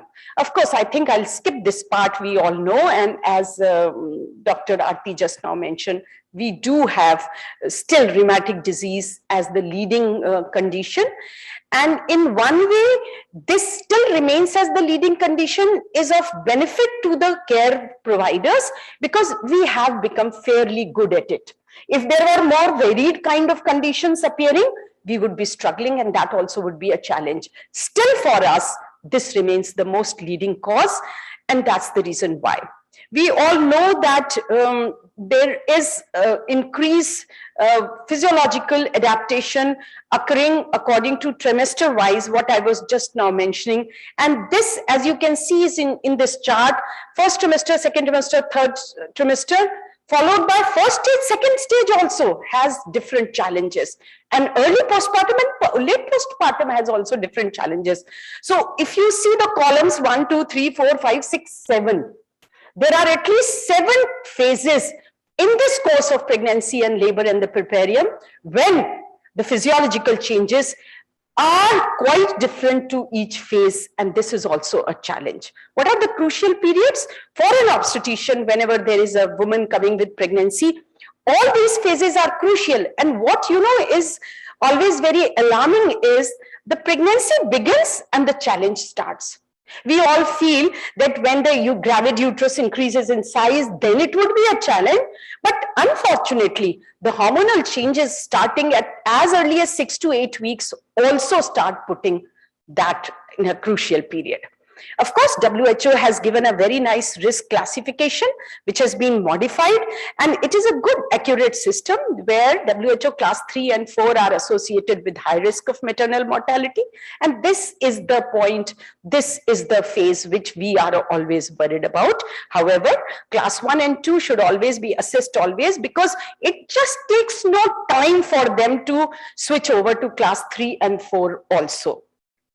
So they have given a very nice way of risk stratification, where disease-wise we know which one are in WHO 1, which are in WHO 2, and thereby can anticipate, counsel the patient and her family, and thereby plan our own strategy of management also, where we know the risk, we know the maternal cardiac event rate, yes, counseling as much as required, how much is the care to be given during pregnancy can also be strategized by this method of risk scoring. And we also know that how much frequent should be the follow-up of these cases, and we also can decide or advise them where should be their point of care or delivery facility to be taken. Of course, we have to understand that it is not just the heart disease. These are associated factors, again, which unfortunately are more in developing countries, and hence these additional challenges appear and keep on affecting the course of disease in our country, which are like anemia, infection, hypertension, hyperthyroidism, multiple pregnancy, and of course, other few things also. Well, this slide I'm putting again because this is also a challenge. You know, diagnosis of heart disease in a woman who has till now not been diagnosed, which is very frequent in our country, and it is said that pregnancy actually is a window of diagnosis for as many as about 50 to 60% of heart disease in women. Till now, they were healthy, they never understood the problem, or if they had some mild problem, they never paid attention. And it is the pregnancy which leads to this window of diagnosis by a way of either them coming across a doctor or their symptoms becoming precipitated. And unfortunately, the symptoms also mimic the normal pregnancy or a little exaggerated form of problem during pregnancy, that this is a challenge for everybody. Of course, the investigations are simple, thankfully. Primary investigations are not very difficult or very high-end.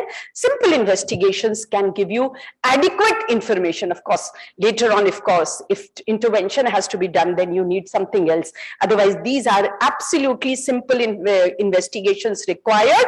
With limited number of information also, the management can be done. Of course, my cardiologist colleagues may want to do many more investigations. For us obstetricians, those are enough, and we have learned only to interpret and deal with those. We all know this helps in classifying our women.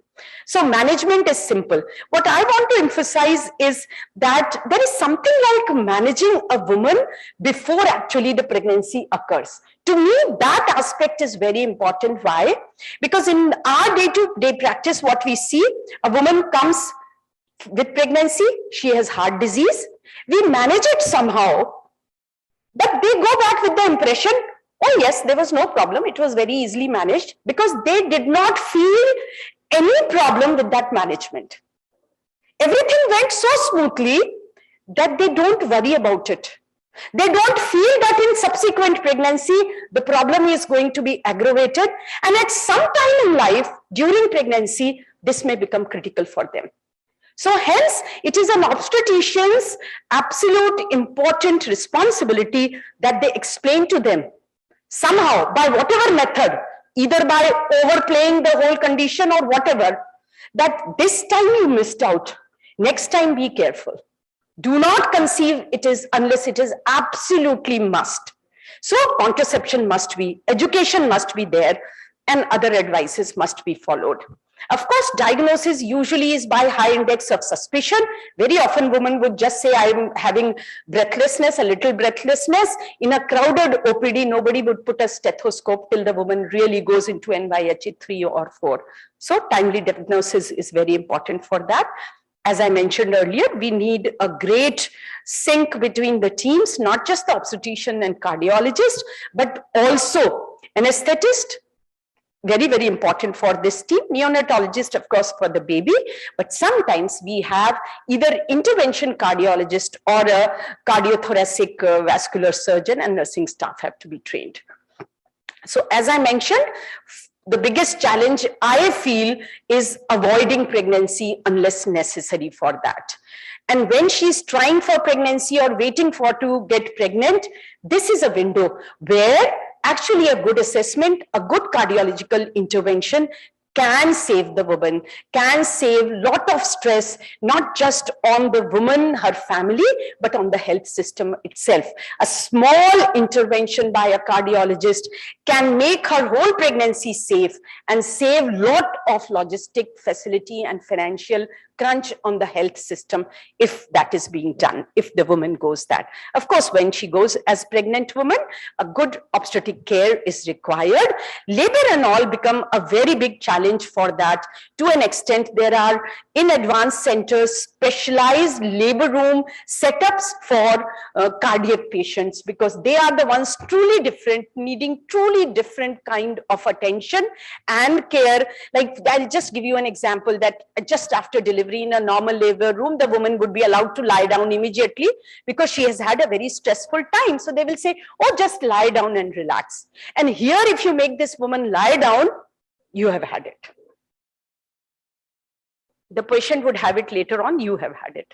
So there is another aspect where, you know, termination, the moment a woman is given a diagnosis, you have a heart disease, either the cardiologist himself says, oh, go and get your pregnancy terminated. I'm sorry if I'm wrong there. And very, very often, because of what has been counseled to them or told to them, the patient and the family says, oh, please, I want to get rid of the pregnancy. This is a very crucial area.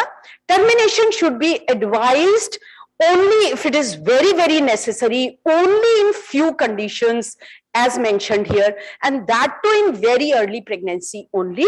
Once first trimester has gone, then termination also is as bad as taking her through the whole later stage of the pregnancy and that. So might as well she should be going through the pregnancy. Of course, antenatal care is important. It has to be more regular, but this does not mean that they have to come to the doorstep of an obstetrician or a cardiologist every week or every 2 weeks. It has to be staggered according to the severity of the disease, and simple monitoring also can take care of all the care.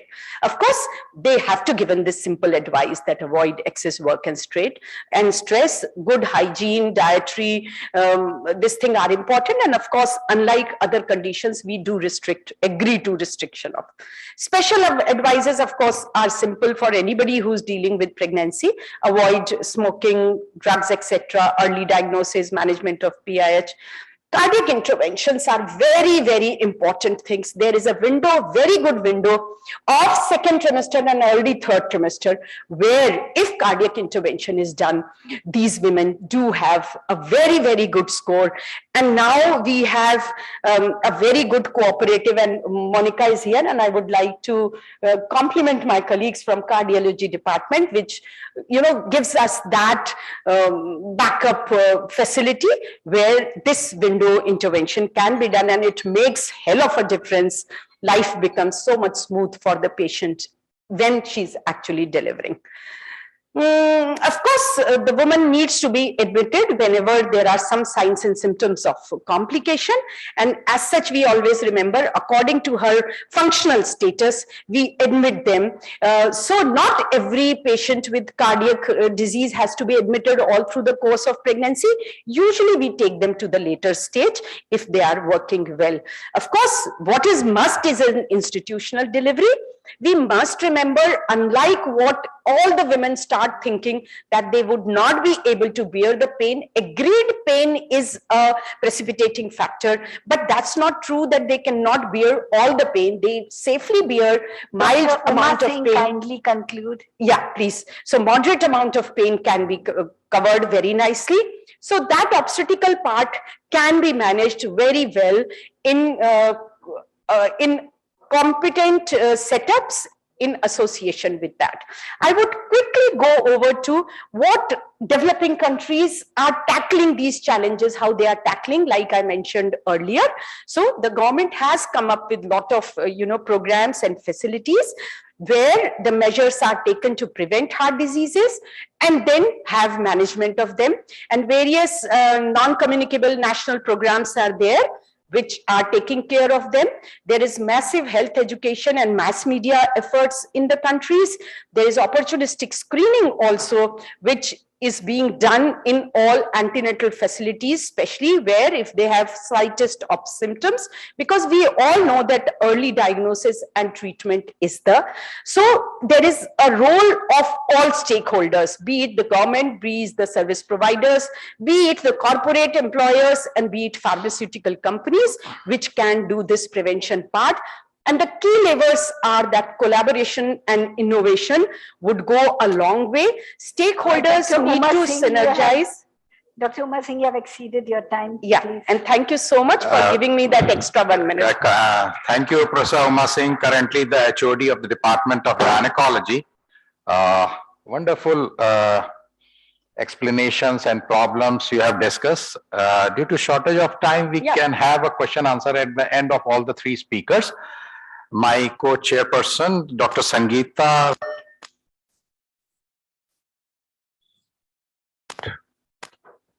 Next speaker, Dr. Rupa Salwan. Before that, I just want to have a comment, madam. I think whatever you have shown that in every pregnancy, one should have a physician or a cardiologist to see at least once. So the gynecologist becomes a little safer in subsequent pregnancies as well. So, no, I mean, that is no problem. One is the one have a cardiac disease and get pregnancy, definitely should go to a cardiologist. Subsequently, yes. And if somebody does not have a pre-existing cardiac disease, but what I prefer, we see so many patients land up in third trimester with no existing heart disease, land up severe mitral stenosis, pulmonary edema. Then it's become a little problematic for us in managing. So the moral of the story is that women should have a cardiologist in his main group. So we can request Dr. Sangeeta to introduce the next speaker, please. It is my proud privilege to introduce Dr. Rupa Salwan, who is a senior interventional cardiologist at Max Healthcare, Delhi. She is Senior Director, Myocardial Infarction Program. She has done her MBBS from Maulana Azad Medical College, New Delhi, MD from LNJP Hospital, New Delhi, and DM Cardiology from GB Pant Hospital, Delhi University. She has graduated from Harvard Business School on Managing Healthcare Delivery System 2012, STEMI Interventions, Cardiovascular Disease in Women. She'll be speaking on cardiovascular diseases in women, myth and reality. Over to you, ma'am. Thank you, ma'am. Thank you for the kind introduction. It's indeed a privilege and an honor to be part of this celebration of International Women's Day. My compliments to Dr. Rupali and Dr. Aditya, dear friends and colleagues I've known for so many years. And with that, thank you, Chairperson, Dr. Satendra Tiwari. And without much ado, I get to my talk. Most women do not believe that heart disease can happen to them. It comes to them as a complete surprise. They feel it's the man disease, and they feel despite the risk factors or a family history, they are protected from it. And this is an ostrich approach. And as we know it, nothing can be changed until it is faced. 1991, NEJM had these two landmark publications where they noticed that women were less likely to have cath or revascularization in the patients who were taken up for the SAVE trial, and also in two large databases from Maryland and Massachusetts, women were less likely to undergo angiography and revascularization. It was followed by a very provocative editorial by Bernadine Healy, who was the first director of the National Institute of Health, who said that it was a story. Yentl was a movie starring Barbara Streisand where she had to dress like a man to get an education. And they said being like a man is historically been the price women have had to pay for equality. Being different from men has meant being second class and less than equal for most of the recorded time and throughout most of the world. The myth that it is a man's disease has been debunked, and then subsequently a lot of progress has happened and multiple guidelines for cardiovascular disease prevention in women have come out. And these guidelines were first from male-dominated studies, but a lot of stuff has happened, and I'll just cover that up. So the debate that this editorial trigger that whether women are underdiagnosed or undertreated was overheated, but finally it had a positive effect to raise the public consciousness that women do get as much disease as men at an older age. So instead of asking, do women receive fewer treatments than men, we should ask that do they receive them when they need them the most? So can I?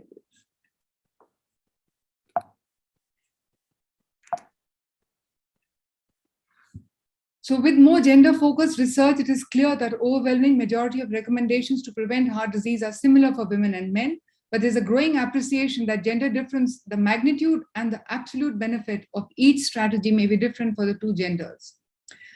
In reality, heart disease is the leading cause of death in women in every major developed country and most emerging economies. It kills more women than lung cancer, breast cancer, and COPD combined. Our lifetime risk of heart disease is 1 in 2. And though the incidence is lower in the premenopausal age group, it catches up after menopause. Once it manifests, women have a worse outcome than men. More women with a heart attack die before they reach help, and their long-term follow-ups tend to be worse. India is undergoing a rapid health transition and the burden of heart disease is increasing. In a population of 1.2 billion, we have 48% women and the prevalence of heart disease is as high as 14%. As lifespan increases, so does the prevalence of heart disease. And this is manifest both by an aging population, not so much as a growing population. So we have very major problems coming up ahead of us in the next 2 decades for which we have to brace up. India has undergone an extraordinary socioeconomic and demographic changes. More importantly, urbanization has gone up 5-fold in the last 50 years, and that is something that's really coming up as a problem. Now, difference between men and women has fascinated researchers, clinicians, poets, writers, everybody. One chromosome and everything changes so much, the disease, the expression, the environment, what really is happening. To come to this, let's see that when this, there are 2 words that we use.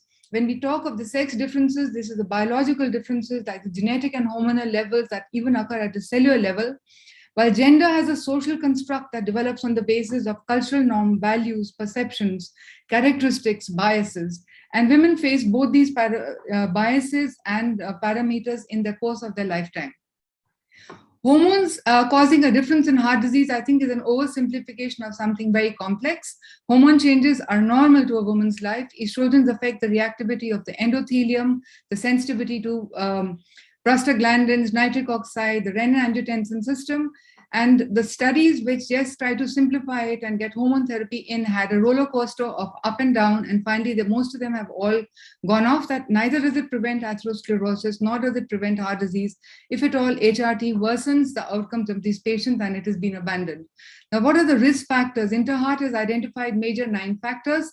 They are similar in women, but the impact of modifying these is more in women, while hypertension and physical activity contributes to stroke, smoking and abnormal lipid contributes to myocardial infarction. There are a number of non-traditional risk factors that are emerging. We know that women in the younger age group tend to have worse disease in the absence of risk factors, and post-menopause, they catch up. Hypertensive patients have a more prevalence of stroke, congestive heart failure, atrial fibrillation, which also we are seeing a lot now. And hypertension goes up in patients taking assisted reproductive techniques or on contraceptives.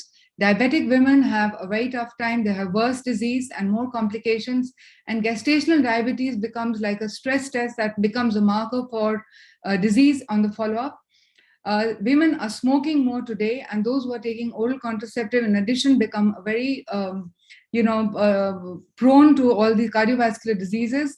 Dyslipidemias triggered post-menopause also contributes. Family, a mother's history of heart disease is a worse risk factor, and physical activity and fitness are extremely important. If you have to choose, it rather be a little overweight and be active rather than lean, because it's not that being lean is protecting you from heart disease. Metabolic syndrome, obesity also are contributing to just a dysfunctional cardiovasculature, which is susceptible to disease. And autoimmune diseases with rheumatoid arthritis and SLE, they are more prone to infarction, heart failure, and strokes. Gestational hypertension, polycystic ovarian disease also are, building blocks for cardiovascular disease on a long term. Patients who've gone through treatment of cancer breast, particularly 20 years ago when radiation wasn't so good, we are seeing them come up with coronary artery disease, valvular heart disease on a follow-up. And patients with hysterectomy, I think it's the most widely used procedure. Unfortunately, in young patients, it leads to even an ovarian atrophy. And a lot of studies, observational studies, have found that these patients also are prone to heart disease. Above 50 does not have any impact on the incidence of heart disease. Body-mind interactions are extremely important in heart disease, and psychosocial factors, which is very importantly perceived stress, and a low locus of control. I don't know if a woman who won't identify with this is a very important contributor to the occurrence of disease. And social support, those with high social support, tend to come out of their problems even better, which has been seen a lot in Hispanic ladies. Now, women tend to have smaller arteries per 100 grams of ventricular muscle, and they have microvascular and endothelial dysfunction. Plaque rupture is seen in older patients. Younger patients tend to have plaque erosion.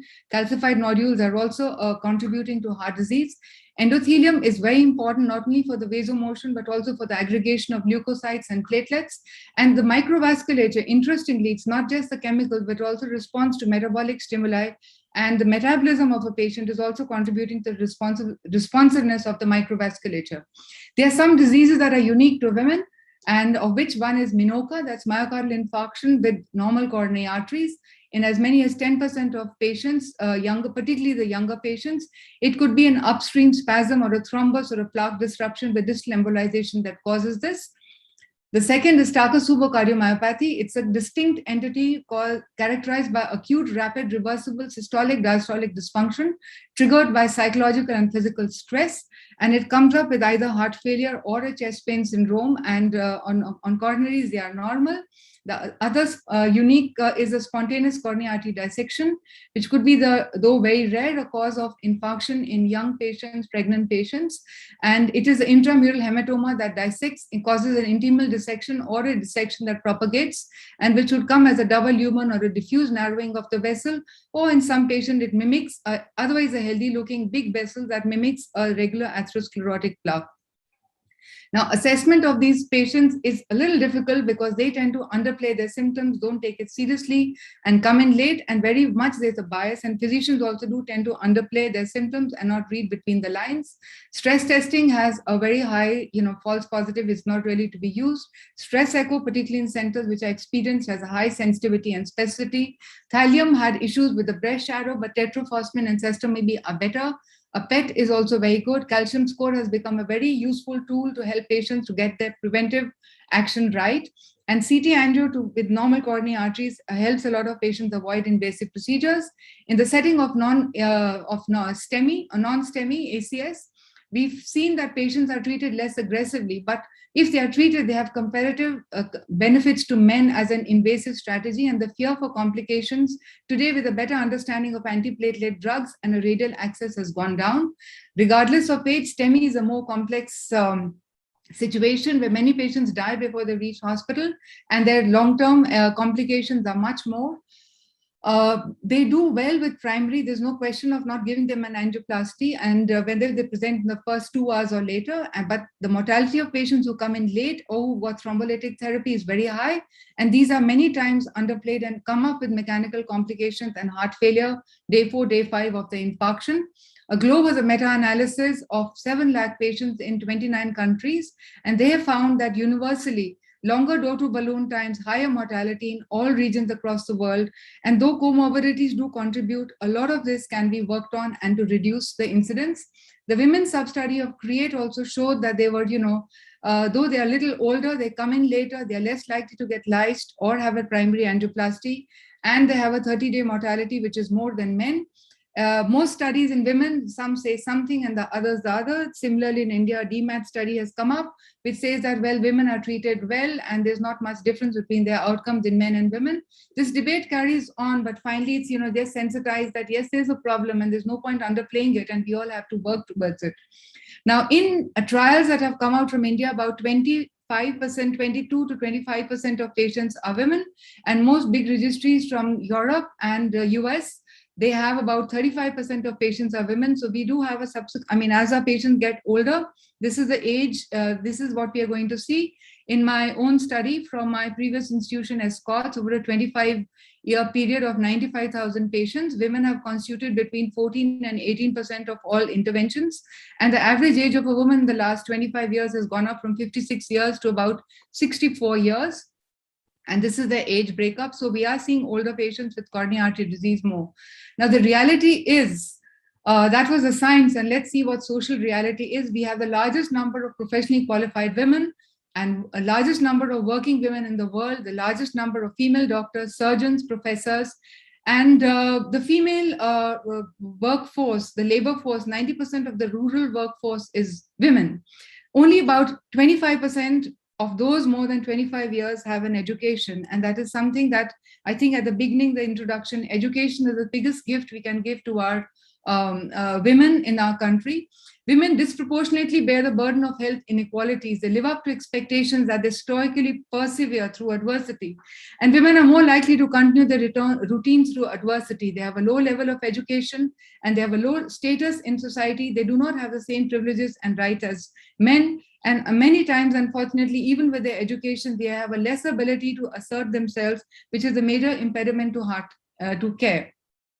The barriers to care are patient-related, socioeconomic, in our healthcare system, psychological, and the lack of emotional and social support is also very important.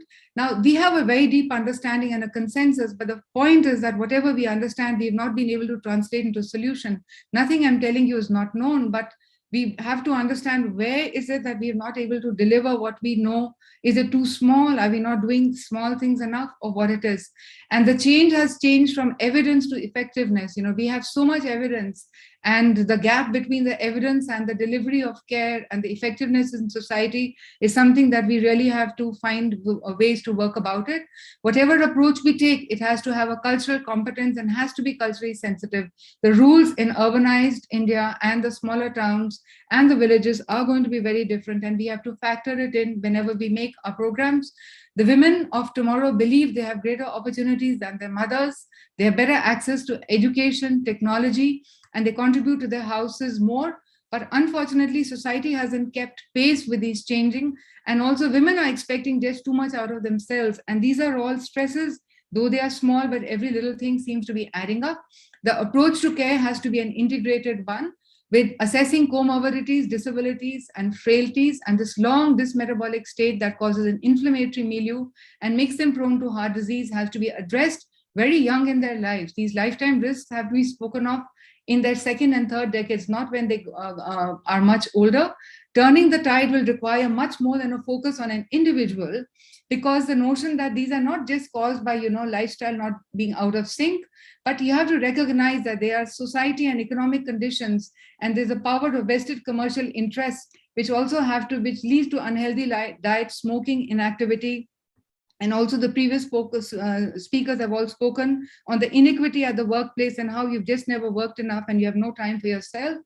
The approach to care has to be patient-centric, give them options, give them a sense of control, give them a sense of personal responsibility, and not just, talk down small things and make them look too small. And I'd conclude by saying that the barrier to change is not too little caring, it's too much complexity. Yes, inequity has been with us forever, but the new tools we have to cut through complexity have not been with us forever. They are new, they can help us make the most of our caring, and that's why the future can be different from the past. I thank you all for your attention. Thank you, Dr. Rupa. Kindly give a big applause. Very nice presentation. So we will have a question answer at the end of the third speaker. And I will request my co-colleague, Dr. Monica, to introduce the last speaker, a celebrity, Professor Anita Saxena. Thank you, sir. It's my privilege to introduce Professor Anita Saxena. She is ex-HOD, Department of Cardiology, AIIMS, New Delhi. At present, she is a Vice Chancellor, Pandit B.D. Sharma University of Health Sciences, Rohtak, Haryana. She has over 36 years of professional experience in clinical work, research, and teaching. Dr. Saxena has worked extensively in the subspecialty of pediatric cardiology and is an authority on congenital and rheumatic heart disease. Now over to Professor Anita Saxena. Good evening, Professor Saxena. Dr. Saten Tiwari. Good evening, Dr. Tiwari. Am I audible? Yeah, very well. So good evening to all of you. A very, very happy Women's Day today. I think Rupali and Dr. Aditya Kapoor have done a wonderful job of celebrating it in this way. And I'm happy to talk about the topic that has been given to me, women with congenital heart disease, what are the challenges? So thank you once again and congratulations. So just to introduce the subject, I think we now see women getting pregnant and coming into adulthood and even older age who have had congenital heart disease, either corrected or uncorrected. Unfortunately, in our country and many other developing countries, majority of the women would actually have untreated congenital heart disease, which is sometimes just incidentally detected on some examination or a routine echocardiography. But I'm sure in the future, we are going to see more and more women who would have surgery or some intervention in the past. Even if they've had intervention, they definitely face unique challenges throughout their life. And the profile of congenital heart disease may be different in women, and therefore women with congenital heart disease have more of ASDs compared to men, and similarly less of maybe left ventricular outflow tract obstructions than men. The major focus that is of congenital heart disease has been on congenital heart disease associated with pregnancy. And with that, there is a lot of research that has been directed towards our understanding of the risk during pregnancy in these women. In fact, very little has been published on women's health in adolescence and in young adulthood, or in their postpartum experiences, because major research or major focus has been on pregnancy in these women. So what I'm going to discuss is all the stages of women who've had congenital heart disease, but of course the focus will be on pregnancy and in the somewhat on the postpartum period.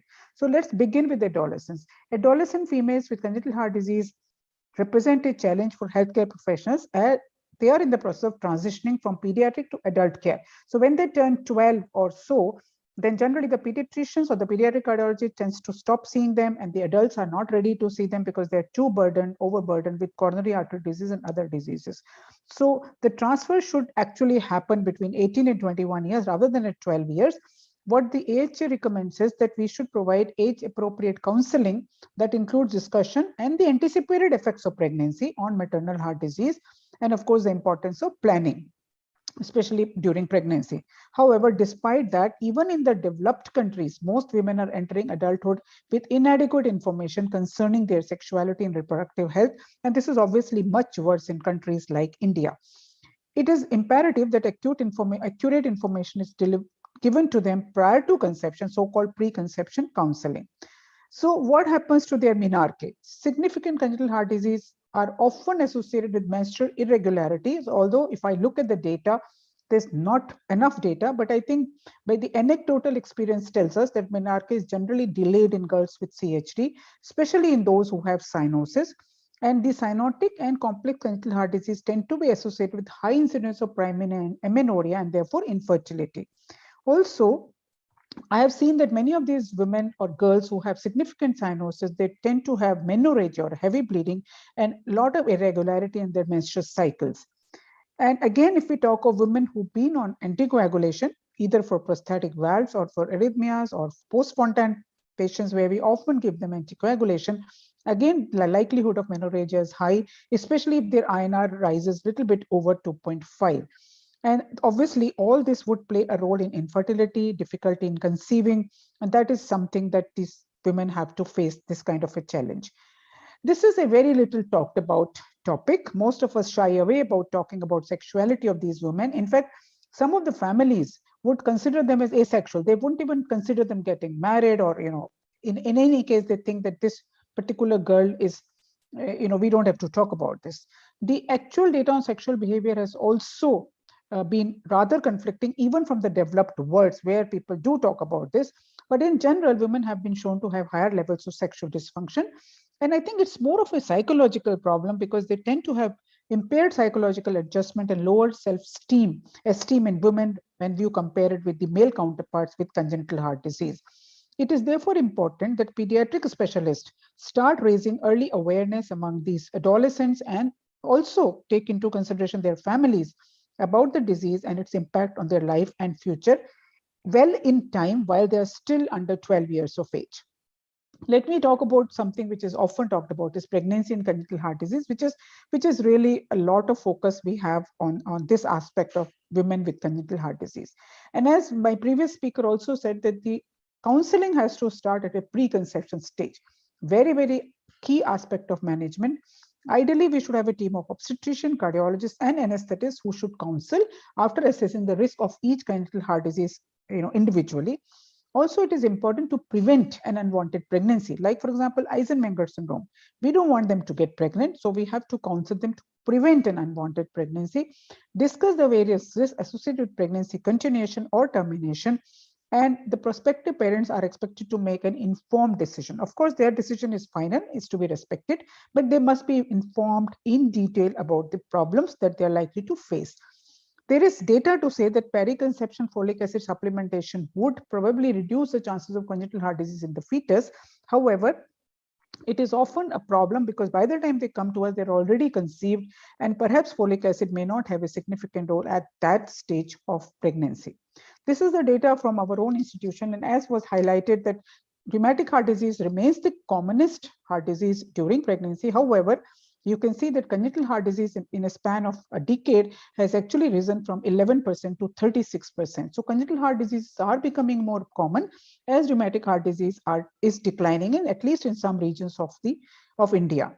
Overall prevalence of heart disease with pregnancy is about 3 to 4%.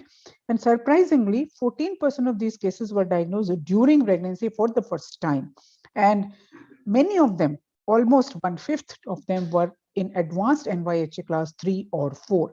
So one can imagine that women who are having heart disease and are pregnant are often presenting to our center or many other centers in an advanced stage, where obviously the treatment, the management becomes quite a challenge.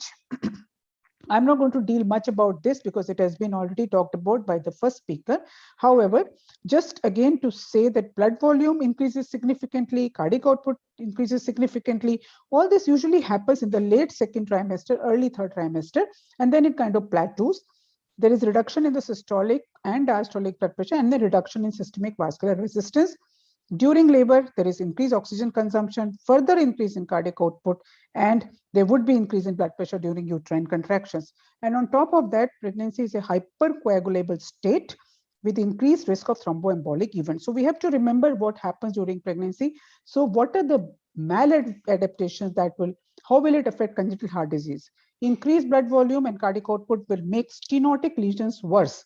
Mitral stenosis, of course, is the classical example, but if we talk of congenital heart disease, then it is aortic stenosis also. It will make the ventricular dysfunction worse, decrease in the systemic vascular resistance with increased right to left shunt, and therefore might aggravate cyanosis. And aortic valve changes that may happen during pregnancy will obviously increase the chances of dissection in those who have Marfan syndrome, coarctation of bicuspid aortic valve with a dilated aorta. So these are the things that one has to keep in mind whenever there is congenital heart disease detected during pregnancy. The next thing is that we need to risk stratify those who are coming to us with heart disease and pregnancy. There are various classifications. Carprex score is one which used to be often used, and as you can see that the score of more than 1 carries a very high risk of cardiovascular event. However, now what we use is a modified WHO risk classification, which is published in 2018. And as you can see, small or simple congenital heart disease like ASD, VSD, PD are actually class 1. And these women can have pregnancy, can deliver at a local hospital. When it comes to class 2, repaired conditions like repaired tetralogy of Fallot is also associated with less cardiac event rate, 6 to 10%. Again, they can deliver at local hospital. But WHO risk class 2B, or some people like to call it 2 and 3, the cardiac event rate is much higher, and therefore the delivery is best done at a referral hospital. Class 3 and class 4 are associated with quite high maternal cardiac event. Class 4, I would say that pregnancy is actually contraindicated, and this includes mainly pulmonary arterial hypertension and severe systemic ventricular dysfunction, severe symptomatic aortic stenosis, and severe mitral stenosis. Coming to fetal risk stratification during pregnancy, it varies with the type of congenital heart disease in the mother. Highest risk is in Eisenmenger and post-Fontan patients and cyanotic heart disease. Fetal mortality is 2 to 3 times compared to non-congenital heart disease women. Fetal morbidity is quite high, 10 to 15%. Am I audible? Yes, ma'am, you are. Okay. I just thought that I kind of lost in between. So fetal morbidity is 10 to 15 times higher. Recurrence risk is also a little higher than in normal population, and this is the table that shows the recurrent risk. So one should offer fetal echocardiography to all women who have congenital heart disease and are pregnant. This is a very recent report that I came across recently, where this is a data of almost 14 years from Germany, and here they have compared women with congenital heart disease with age-matched controls, and as you can see that the risk of congenital heart disease is 17.7% compared to 2.9%. So it is significantly high in those women who have congenital heart disease in themselves. And of course, the fetal risk is obviously higher in them. Cardiac medications, I don't want to touch much on it because all of us know that some of the drugs are absolutely contraindicated during pregnancy. But whenever a woman comes to us who's already on some medication, we need to consider the risk-benefit balance whenever we're using any medication. What is important is that DVT prophylaxis is to be given, is to be done very seriously with early ambulation. And if there is risk of thromboembolic event, like in cyanotic heart disease, it may be best to go for low molecular weight heparin because we don't want to use warfarin in these women. Again, I just came across this in BMJ, which talks about the various drugs which are safe during pregnancy, safe during lactation. So I think it's a good sort of a point of care table where we can just refer to whenever we need and whenever we come across a pregnant woman. Vaginal delivery is to be preferred. Cesarean section reserved for obstetric indications. However, some congenital heart disease would have specific indications for cesarean heart disease. For example, those women with Marfan's or bicuspid aortic valve who have a dilated aorta. Similarly, severe aortic stenosis will be an indication for cesarean section. Those women who are in decompensated state with high NYHA class should also be given or should have a cesarean section as a mode of delivery. This cohort that is of 3,295 pregnant women were of corrected and uncorrected congenital heart disease, again published recently, multicentric study, uncorrected congenital heart disease in 1,059. And what you can see that in those countries where the lot of let's say emerging economies or developing countries, the hospital admissions are far more than in developed countries, and same is true for heart failure during pregnancy, much more. So it is just showing us that most of these women are not getting the kind of care that they should get, because this is all for uncorrected congenital heart disease. It is the difference is only between developed and developing countries or emerging versus developed countries. And you can see that this is something that we are lacking, and this is something where we should improve. Same is true for pregnancy with pulmonary artery hypertension. The mortality in developing and developed countries is same. It is high, but it is 4.8%. But look at the hospital admission, that there's a difference, huge difference between developed and emerging economies, and same is true for heart failure episodes. So I think it's the care that we need to improve for these women, and I'm sure our results will be far better if a good care throughout their pregnancy is given by so-called obstetric cardiology team or cardio obstetric team. Same is true for cyanosis. Lot of difference in hospital admissions or in heart failure. Now, coming to what are the cardiovascular events and which are the bad conditions or conditions which have a high event, and I think as expected, cyanotic heart disease, Eisenmenger syndrome, and Fontan are three high-risk conditions where cardiovascular events are known to be very high. For neonatal outcome, also, if you look at it, is the cyanotic heart disease, Eisenmenger, and to some extent Fontan, that you have high neonatal morbidity in the form of premature delivery or mortality. So in those who have advanced problems or advanced congenital heart disease, they still want to have a baby, there one can go for assisted reproductive technologies, understanding that these technologies have a high risk. So I would think that surrogacy and adoption must be considered for women in whom the risk of pregnancy is unacceptably high, rather than getting pregnant and getting into trouble. Contraception, I think we know that estrogen is not good for them and barrier methods are not safe. So best is to go for high progesterone formulations or only progesterone formulation, but we must understand that progesterone formulations have a high failure rate. Best option is to use the combined pill or progesterone only pill. And then of course, there are many other methods available to them. Just about to complete late adulthood, I think we should understand there could be ongoing morbidity. In fact, there is some data coming that those who have had pregnancy may develop complications much later after pregnancy also, maybe a decade later. For example, conditions where the ventricle is of the right ventricle is on the systemic side, like corrective transposition, or after atrial switch operation. Aortic dissection is supposed to be more common in those who have had pregnancy before than in those who have never been pregnant. Very little data is available in the CHD population for menopause, because I know most of these women are not really reaching. But what is important, that HRT or hormone replacement therapy again is likely to have higher risk of thromboembolism because of the estrogen component of it. So to conclude, I would say for women with CHD, there are many facets of sexual and reproductive health that require attention. Studies from developed countries are not applicable to women. with congenital heart disease from developing countries due to the differences in the nature and severity of underlying CHD. Long-term prospective multi-center case control studies are needed to be performed for generating our own guidelines. And I think we need to have obstetricians on board with us for this.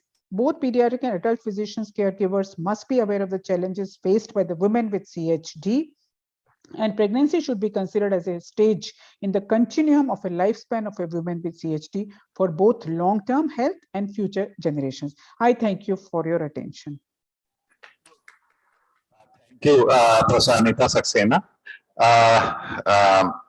The session is open for any questions from my co-chairperson, Dr. Artilal Chandani. Yes, I'll make a comment that the use of contraception, in spite of if at all it is detected before pregnancy, and that is why you have to screen a large number of women of childbearing age. In fact, all women of childbearing age, like Dr. Satin said, that there should be a cardiologist in the team of obstetricians and anesthesiologists. A clearance should be taken before even pregnancy. Before conception from the cardiologist. And I've seen that even if there is a strong contraindication to pregnancy, the husband and the in-laws, they don't agree and they don't believe that this woman can die who appears quite well.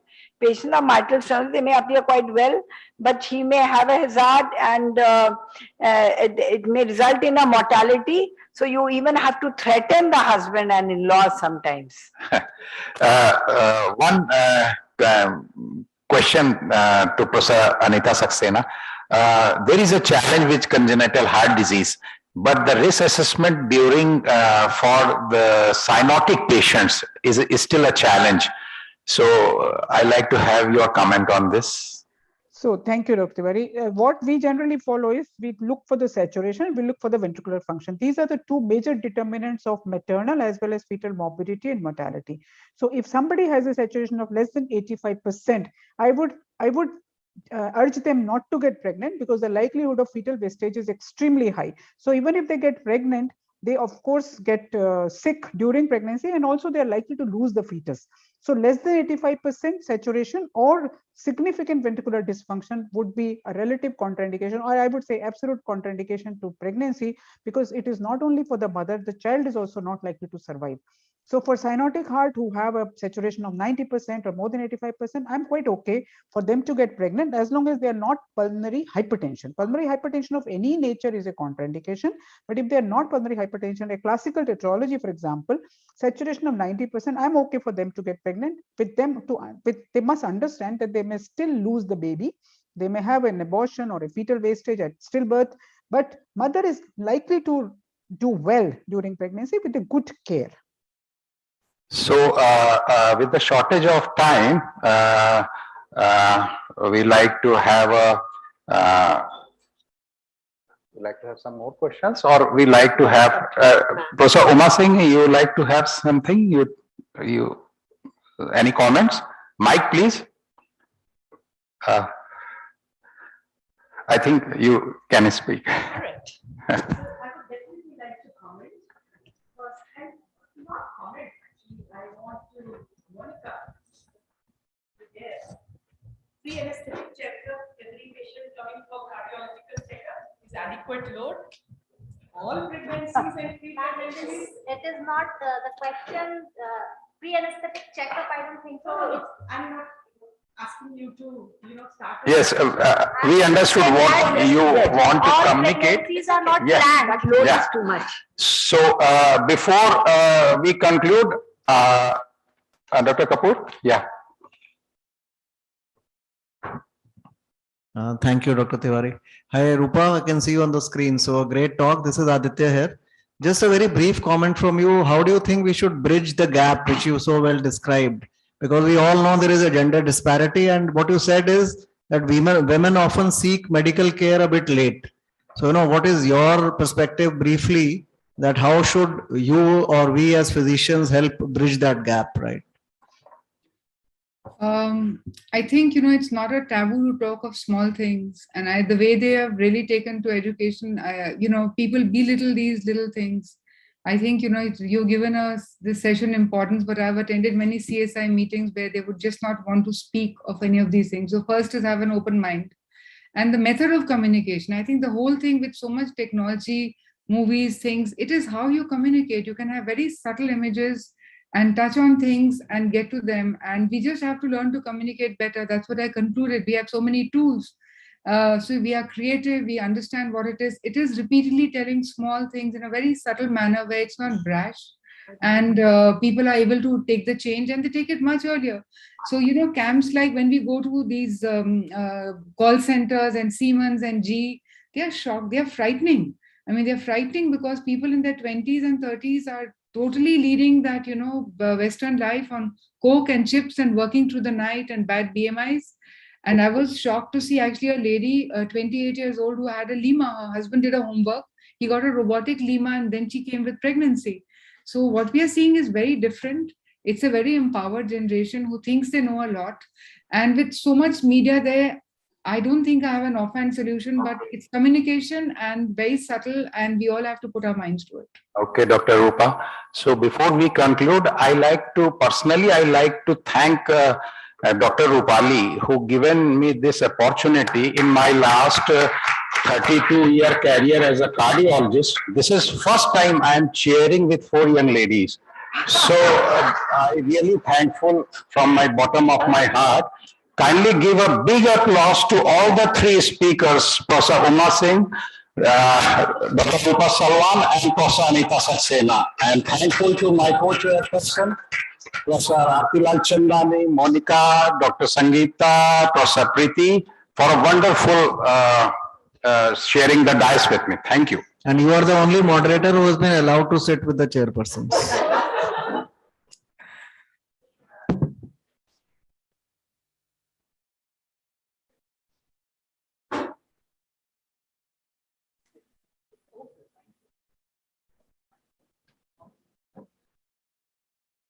Thank you so much. You were excellent.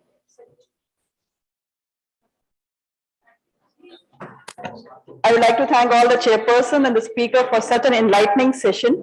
So now coming over to the third session, readiness for radiation. May I call upon Professor Sudeep Kumar sir and Ankit Sahu to kindly coordinate this session.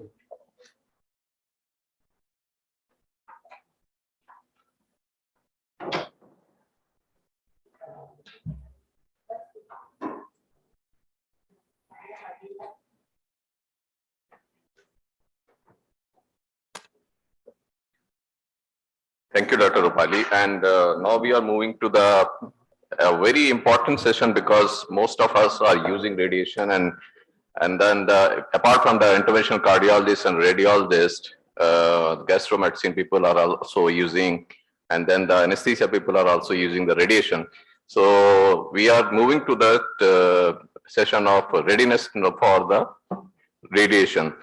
To call upon the chairperson of this important session is that, first of all, I would like to call Dr. Kirti Shrivastava, who is a professor of radiotherapy department of radiotherapy from the KGMU. And then Dr. Anjali Mishra, professor of endocrine surgery. And then Dr. Archana Gupta, Professor Archana Gupta, head of department, head of department of radiology. Dr. Anupama Kaul, Professor of Nephrology, and Dr. Rohini Khurana, Professor Radiotherapy from RML Institute. My co-chair, Dr. Ankit Sahu, will introduce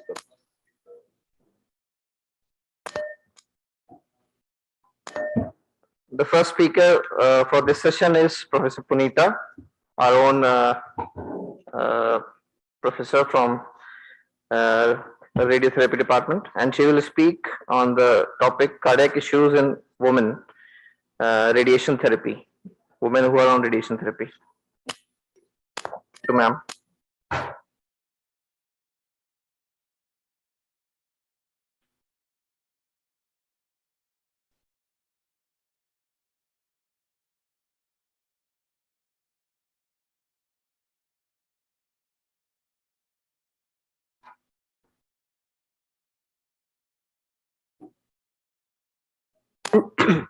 Let me begin by thanking the Department of Cardiology, the entire team, Dr. Rupali, Dr. Adit Kapoor, and everybody for taking up this wonderful initiative forward on International Women's Day, and also for giving me this opportunity to speak about a very niche area. Not very many would be interested, but it is an upcoming field and people need to be sensitized for this area. So, although I'm going to break the theme of this year's International Women's Day, and I'm going to talk about a success story in the women cancers, that is the breast cancer, which has been actually quite successful because there are effective treatments available, and because of that the survivors are now common. Mortality is falling dramatically. But nothing comes without a cost. Cancer treatment is effective, but we also see that there are coexisting co-ailments which get manifested once the survivors are there for us to follow up. And today, if we see amongst the cancer survivors, heart disease is the second commonest cause of fatality during follow-up of these patients. And I'd like to begin with a case scenario of a 63-year-old hypertensive lady, which we had treated long back.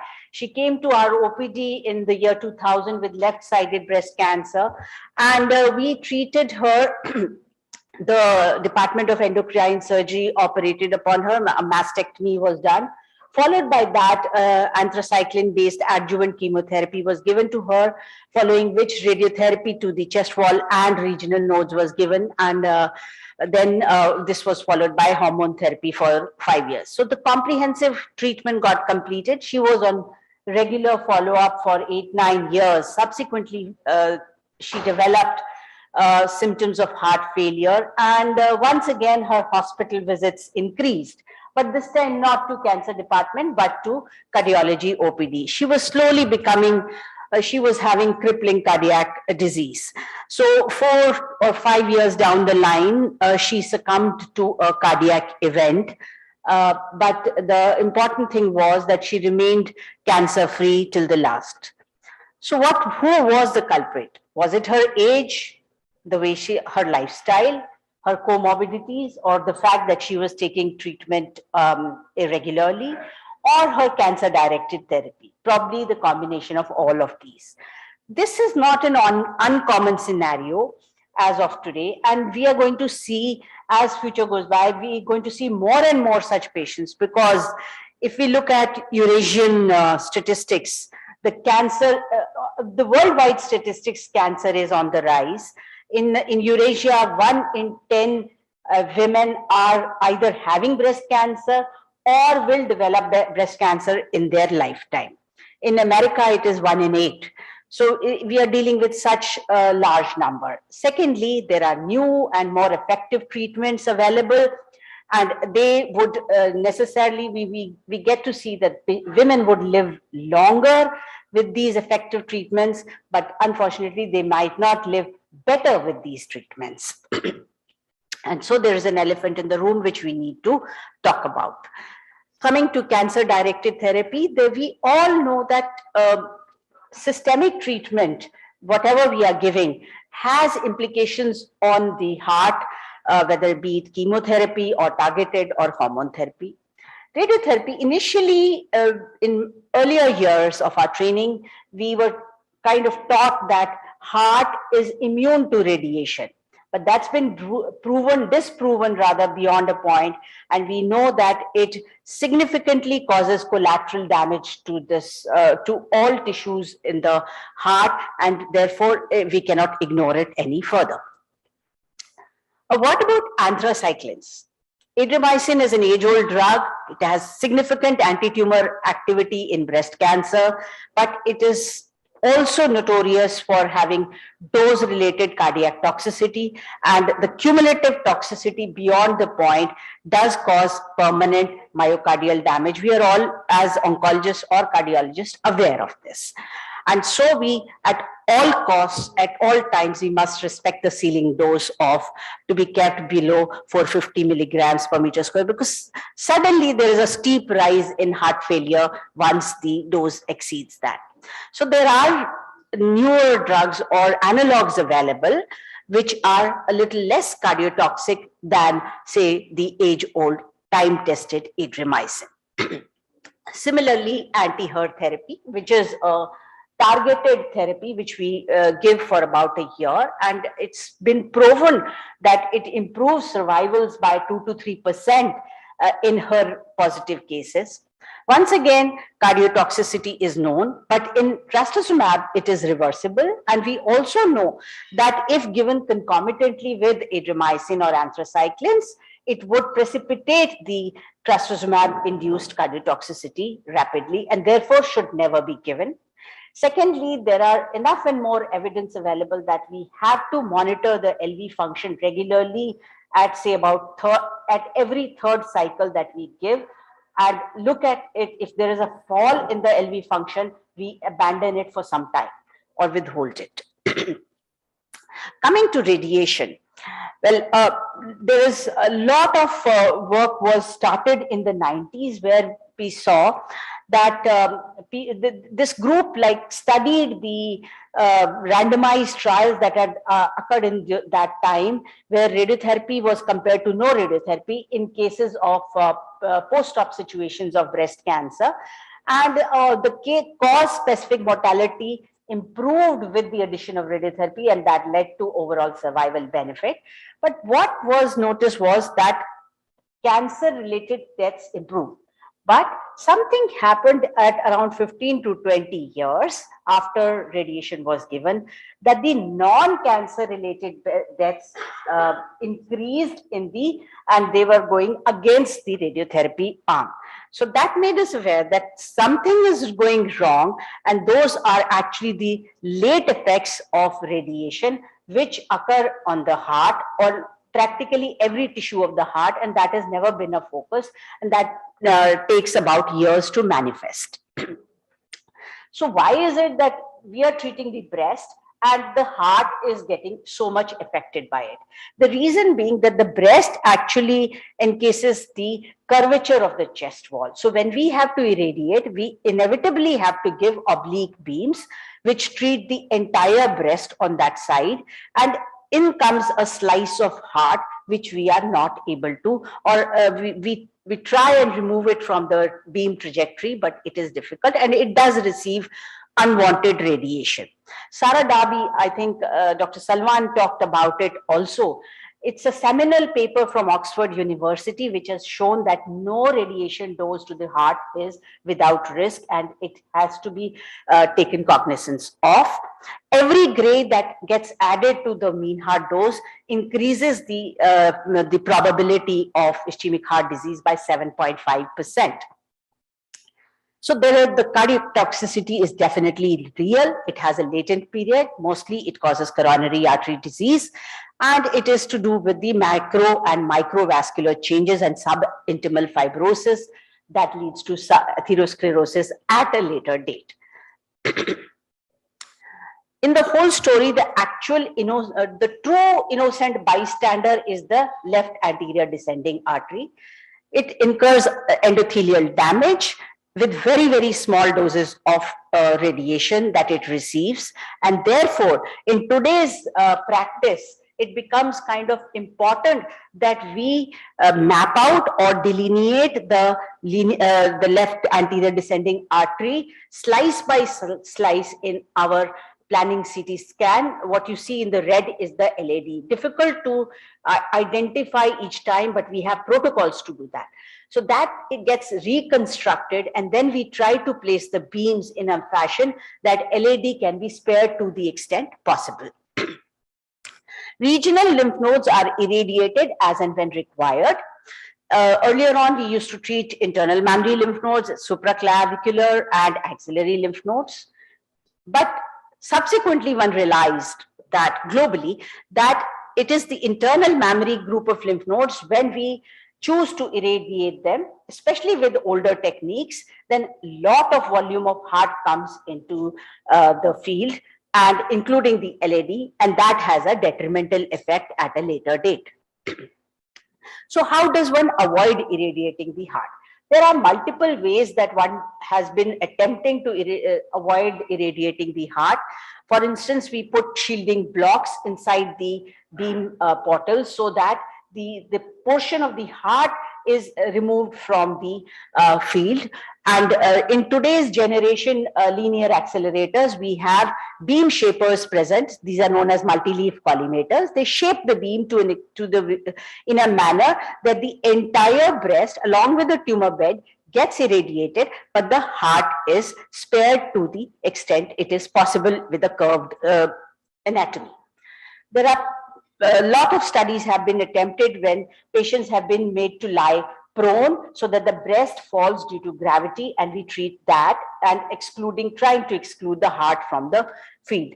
Similarly, there's a very elegant technique wherein we train every single patient of left-sided breast cancer, because that's where the underlying heart is. We train these patients to hold their breath in deep inspiratory phase for about 20 to 30 seconds, and that's when the radiation beam is put on. And that's when the heart becomes compressed and tubular and goes behind it, so it is out of the beam trajectory to a large extent. This is just to show you that if we ask the patient of left-sided breast cancer to treat in free breathing plan, then the heart portion of ventricle is coming and the LED is coming, but that is not happening when the breath is held. This is a routine practice today in most centers. Then there are newer techniques and newer technology, which is what we all would like to practice with. The new kid on the block is the proton beam therapy, which is an expensive tool, but it holds promise towards sparing of the heart. So how does the radiation affect the heart? We've discussed this. There is damage in the subintimal lining, and that causes atherosclerosis and CAD. There is LV dysfunction, which to start off with may be asymptomatic, and then refractory symptoms begin. There is a lot of interplay between cancer-directed therapy, and cardiovascular illness. That has been extensively studied.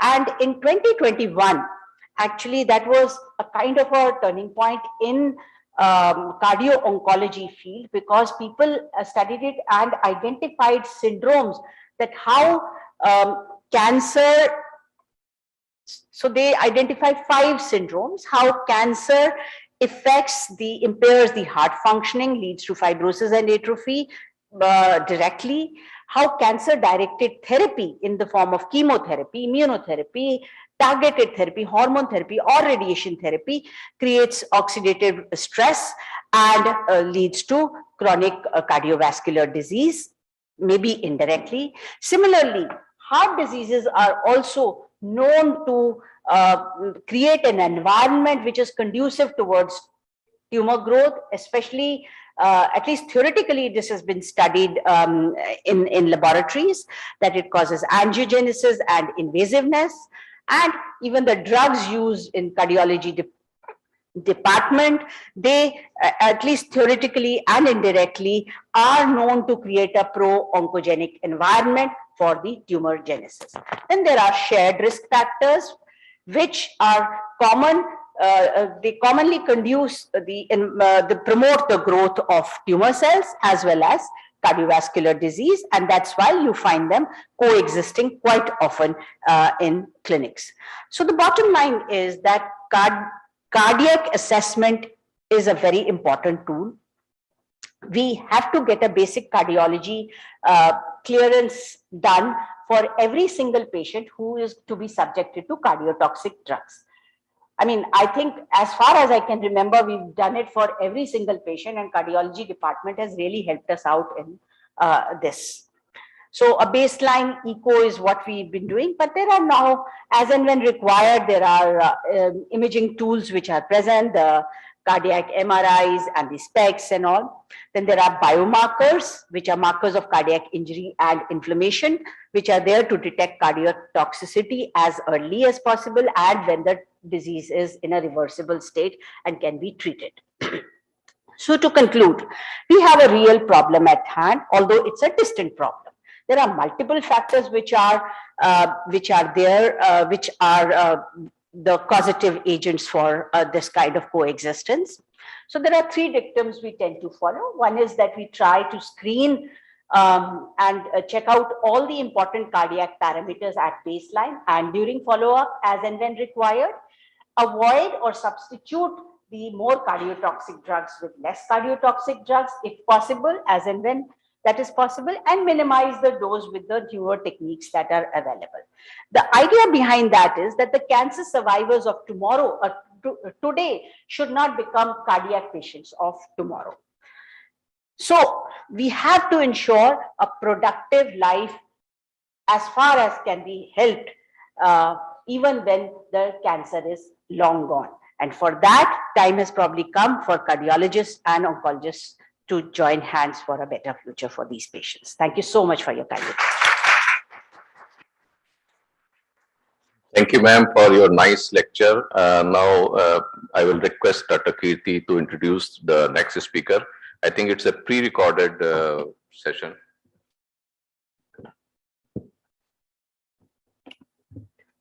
Thank you, ma'am. It was a really nice lecture. And thanks to the organizers for giving us the opportunity to focus on this aspect of radiation oncology, which normally we don't consider in our day-to-day practice, because it is very, very important and the extent of harm caused to the patient is really very high. So the next speaker for today's this session is it's very difficult to pronounce, Dr.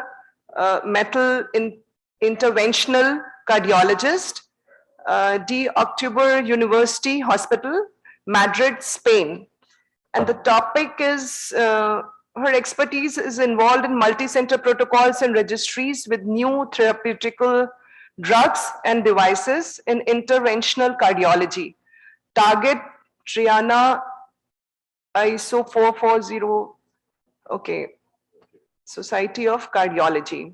She is member EAPCI, member European Working Group on Pulmonary Circulation and Right Ventricular Function. So this is, as already told, it's a pre-recorded talk. We can start it now. Welcome to this presentation. My name is Maite Velázquez. I am an interventional cardiologist working at the University Hospital de Octubre in Madrid, Spain. First of all, I want to thank to the organizers the possibility to contribute to this meeting. It is a great pleasure for me. Today I'm going to talk about radiation exposure to the pregnant interventional cardiologist. Is it possible to continue working in the cath lab while pregnant? Does it really pose a risk to the fetus? This is what I am going to talk about in the next slides. It's a fact that there are few women in the interventional cardiology field. Nearly 60% of medical students in Europe are women. However, only 10% of interventional cardiologists in Europe are women. According to a recent survey, one of the reasons why women do not consider developing a career in interventional cardiology and electrophysiology are concerns regarding occupational radiation exposure during pregnancy and fetal risks. This leads to missed career opportunities for women. Although an increasing number of female physicians are pursuing a career in the field of invasive medicine, the number of women in interventional cardiology remains low. In fact, in Europe, 90% of physicians working in the interventional cardiology cath labs are men, and 86% of physicians working in electrophysiology cath labs are men. Moreover, in those women who are already pregnant, pregnancy represents an interruption of more than 1 year in their professional career in interventionists. This is due to pregnancy plus maternity leave. This causes that women delay pregnancy over time and also causes women to have fewer children. Thus, the reality is that very few women perform procedures under fluoroscopy during pregnancy. Well, why is this talk necessary? Ionizing radiation continues being a barrier for interventionism for women. This is due to fear of effects on the fetus, feelings of guilt and selfishness, and social and cultural role of motherhood and family responsibilities in women. Moreover, despite a clear European directive regarding a safe occupational dose limit for the fetus, many European countries' regulation forbid women working in the cath lab. This leads to employment discrimination and deepens the gender gap in this field. I think that in order to make a decision, knowledge is needed. It is essential to understand the biological effects that radiation can produce on the fetus. It is necessary to know which are the doses that cause harm on the fetus. It is necessary to understand which is the magnitude of the risk during pregnancy in interventional cardiology. I mean, what is the dose that receives a pregnant woman who works in the cath lab during her pregnancy? Also, we must know the mechanisms available to reduce exposure to radiation. The objective after this talk is to conclude if keep on working in the cath lab during pregnancy is safe for the fetus or not. Well, which are the biological effects of radiation exposure for the fetus? Fetus exposure to radiation can lead to two types of adverse effects. One are deterministic effects. These effects are non-probabilistic. They have a dose threshold and are mainly intrauterine growth retardation, abortion, mental retardation, microcephaly, low EQ, and congenital malformations. The second biological effects of radiation exposure are stochastic effects. These are probabilistic and do not have a threshold. However, chance increases the probability to appear with the dose received. These stochastic effects are mainly childhood cancer during childhood and genetic alterations in the offspring of the fetus. Which are the doses that cause these effects? Well, the first trimester is the most sensitive period. The first 10-12 days after the conception are the most sensitive to the lethal effects of radiation, following the law of all or nothing. However, embryonic death is very unlikely below 100 millisievert. During the organogenesis stage, malformations can happen with an animal threshold higher than 500 millisievert and a human threshold higher than 100 millisievert. The risk in the early fetal period is mental retardation, but the threshold dose is 120 millisievert. And in the late fetal period, the risk is cancer or leukemia during childhood. However, there are no studies showing an increased risk at doses lower than 50 millisievert. The North American National Commission on Radiological Protection and the International Commission on Radiological Protection have settled dose limits for occupational exposure considered extremely safe for the fetus. The threshold for the National Commission is a monthly maximal effective dose lower than 0.5 millisievert with a maximum 5 millisievert for the whole pregnancy. For the International Commission, the dose is 1 millisievert for the whole pregnancy.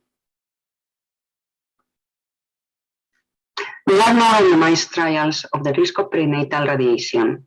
The most conclusive studies have been on massive radiation exposure, such as after atomic bomb exposures in Second World War. There have also been estimates made from population studies of prenatal radiation exposure.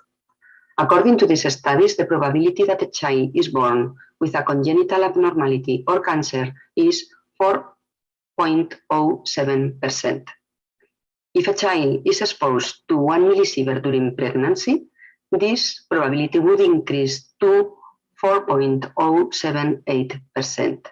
Thus, 1 millisievert during pregnancy would increase this risk by 0.008%. Thus, this minimum increase of risk is, from my point of view, negligible. According to this information, there has been established a recent definition of the safe dose limits and safety standards for fetal exposure from the European Directive. Also, safe continuation of work practice with occupational radiation while pregnant have been also provided by the SKY Consensus on 2011, the European Health Rhythm Association on 2017, and the EAPTI survey report on 2018.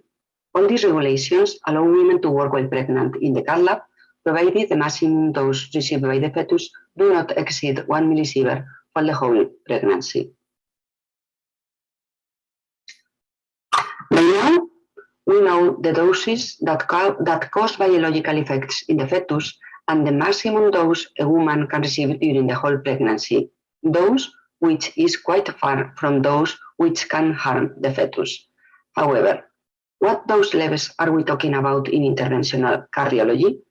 I mean, what is the dose that the fetus would receive from a pregnant woman working in the catheterization room? There is little literature information. However, it seems to be extremely low doses.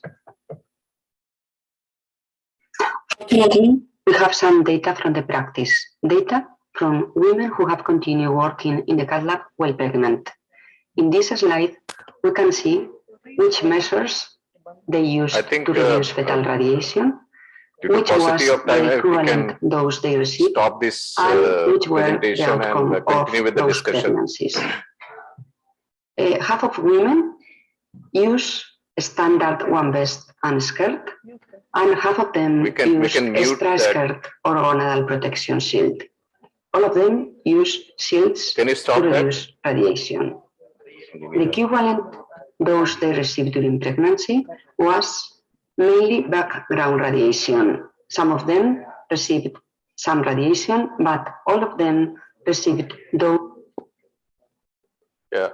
Now, before we ask our chairperson to discuss on this important issue, that I would like to make an important comment that after the radiation, the coronary artery disease is very extensive, very diffuse disease, and if you ask any surgeon to do the surgery, they usually refuse that because dissection is very difficult, and the artery, the vein which they want to graft is also disease.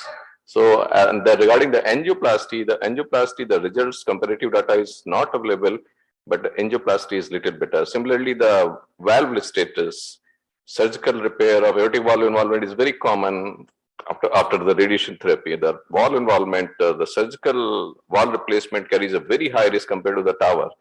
So here the cardiologists are of help. So may I ask Dr. Archana to some comment? Yeah.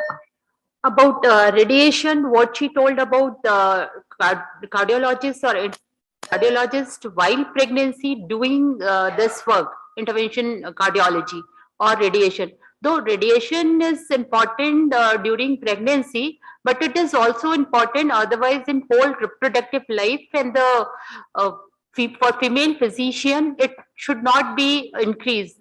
We should use all equipments, all measures to avoid this radiation, though we can continue doing interventions under guidance.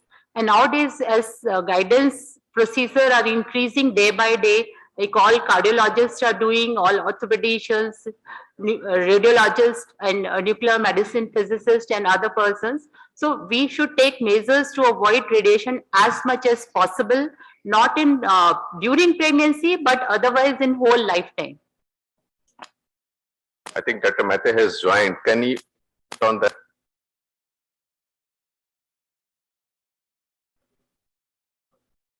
Okay.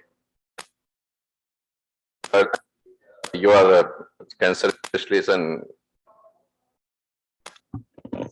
so radiation. Sorry. So Dr. Punita, as you said, I learned today that so many things can break a woman's heart, and radiation is one of those. So, but do you think there are certain situation where would you consider is any heart disease, existing heart disease as absolute contraindication for radiation? Or should the message be that we can still go ahead, but some precaution need to be taken?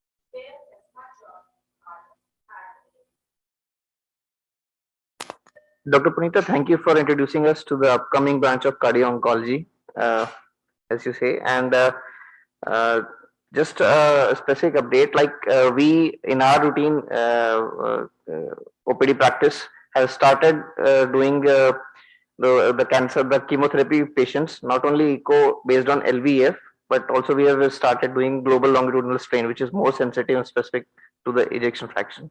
So that will pick up the dysfunction more early.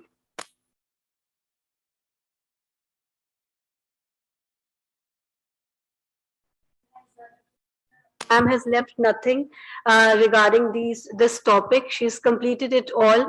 Yes, it is true that with the 2D techniques, ma'am, the relative risk of heart disease was up to 2 times. But with modern radiotherapy techniques, the risk has gone down. But yes, we are still facing a great challenge.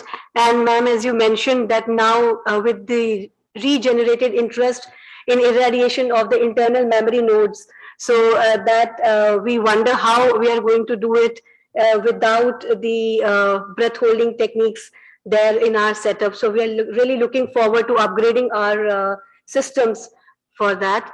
And yes, ma'am, it is up to 20 years, as you mentioned, the paper by Darby et al., that cardiac disease incidence goes on to increase.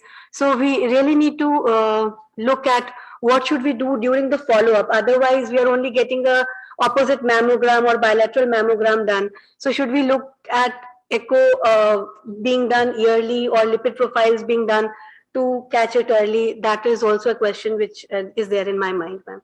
Thank you so much for your. So there are so many cardiologists here. If they can give us some clue about how we can detect this early, if the patient is developing it.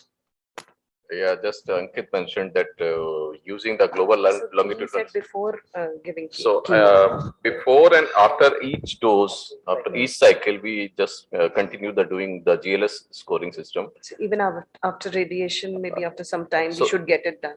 Yeah. For the ejection fraction, it's a very sensitive and very specific marker for early detection of LV dysfunction. Right. We come to the end of this wonderful session, and a very important session. And thank you to all my chairpersons, and again a very happy Women's Day to all of you. Thank you very much.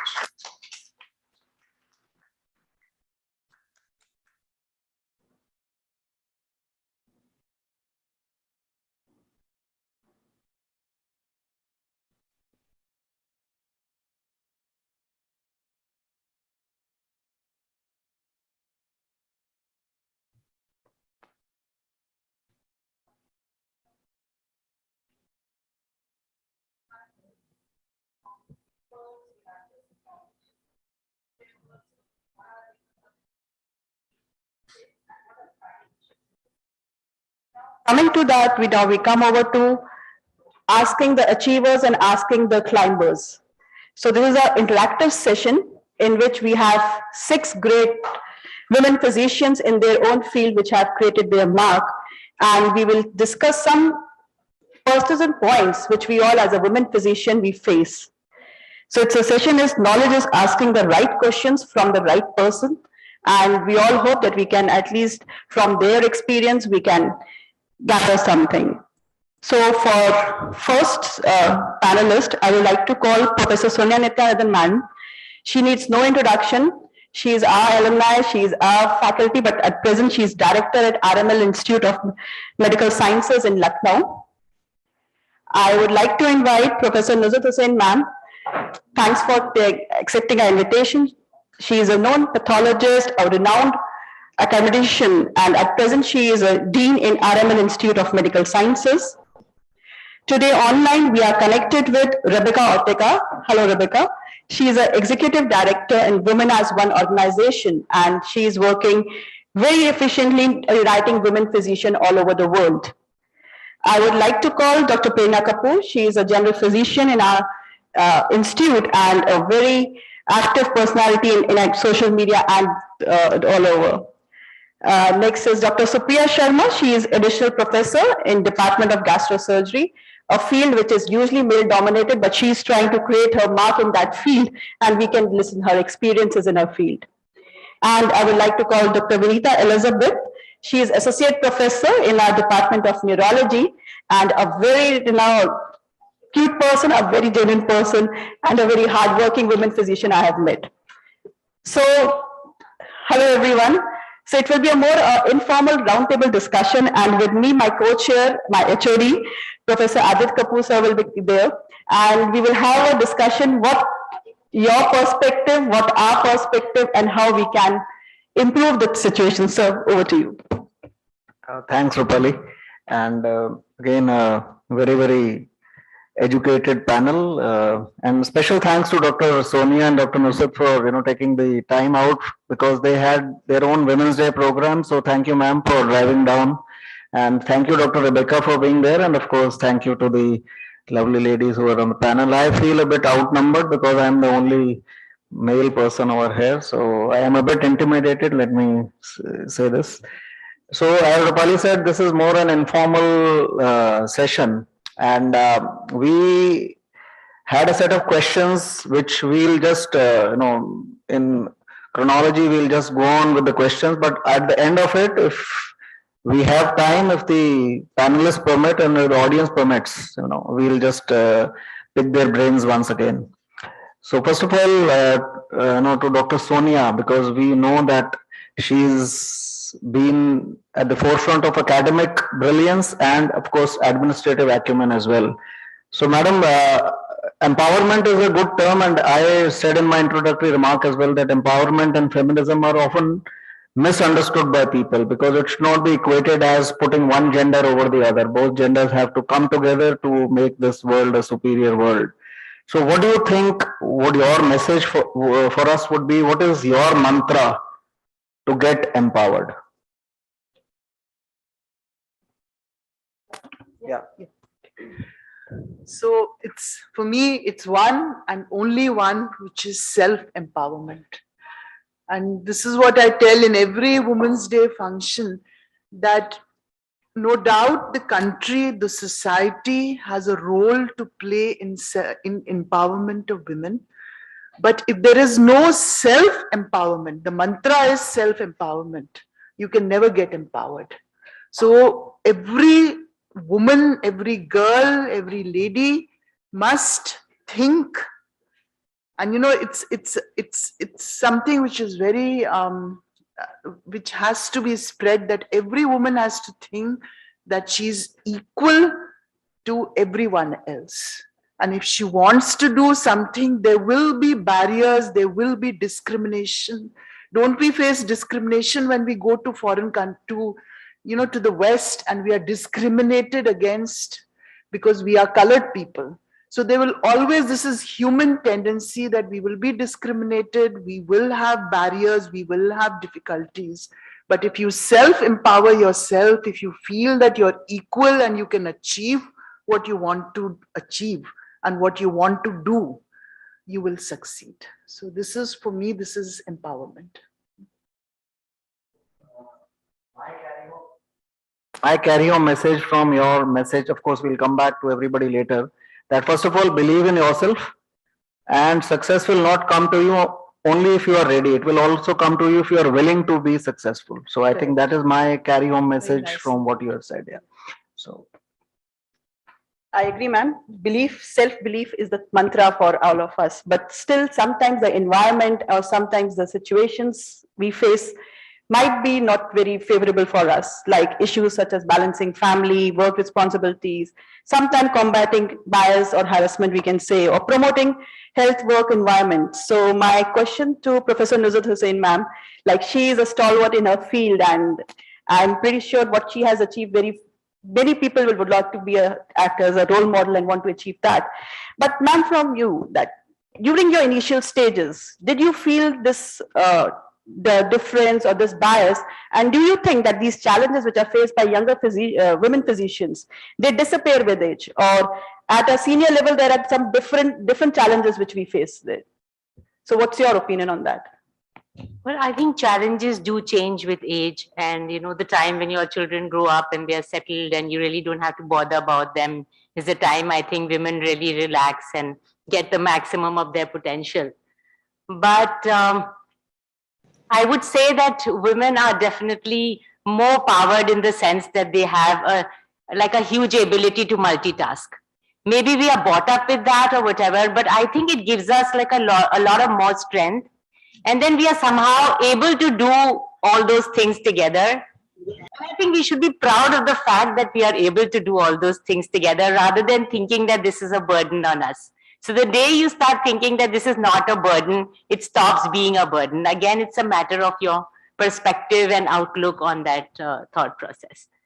And if you get negative vibes from your colleagues, you have your own systems of kind of forming barriers. It can be avoidance.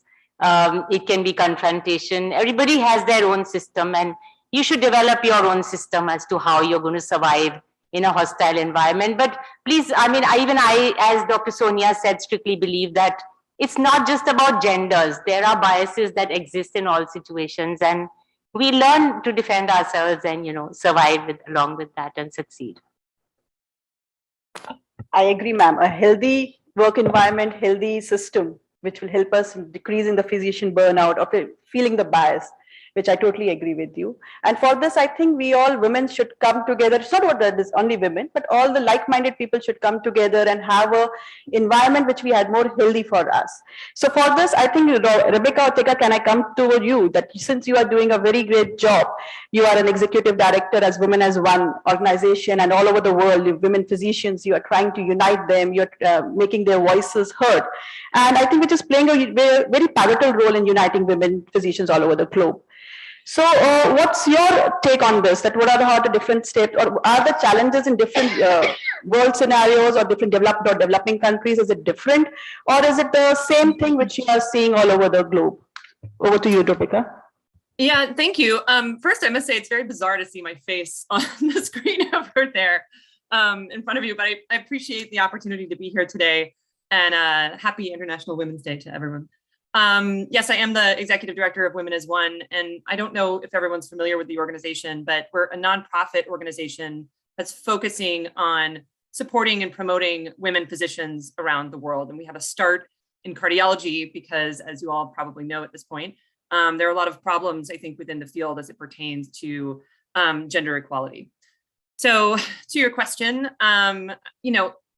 it's strikingly similar everywhere in the world. All of these issues that we're discussing today are prevalent, I think, in every single country. So different, I think, forms and fashions, but you have the same problems, things like, pay disparities, sexual harassment, really, you name it, promotional gaps, things of this nature that are just really consistent all over the world. So it's very important to us as an organization to figure out solutions to these problems by uniting all of these groups together.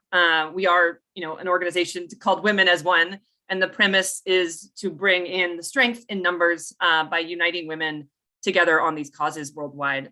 There's a lot of data, I think, coming out now, importantly, from different countries, sort of showing these issues to be true.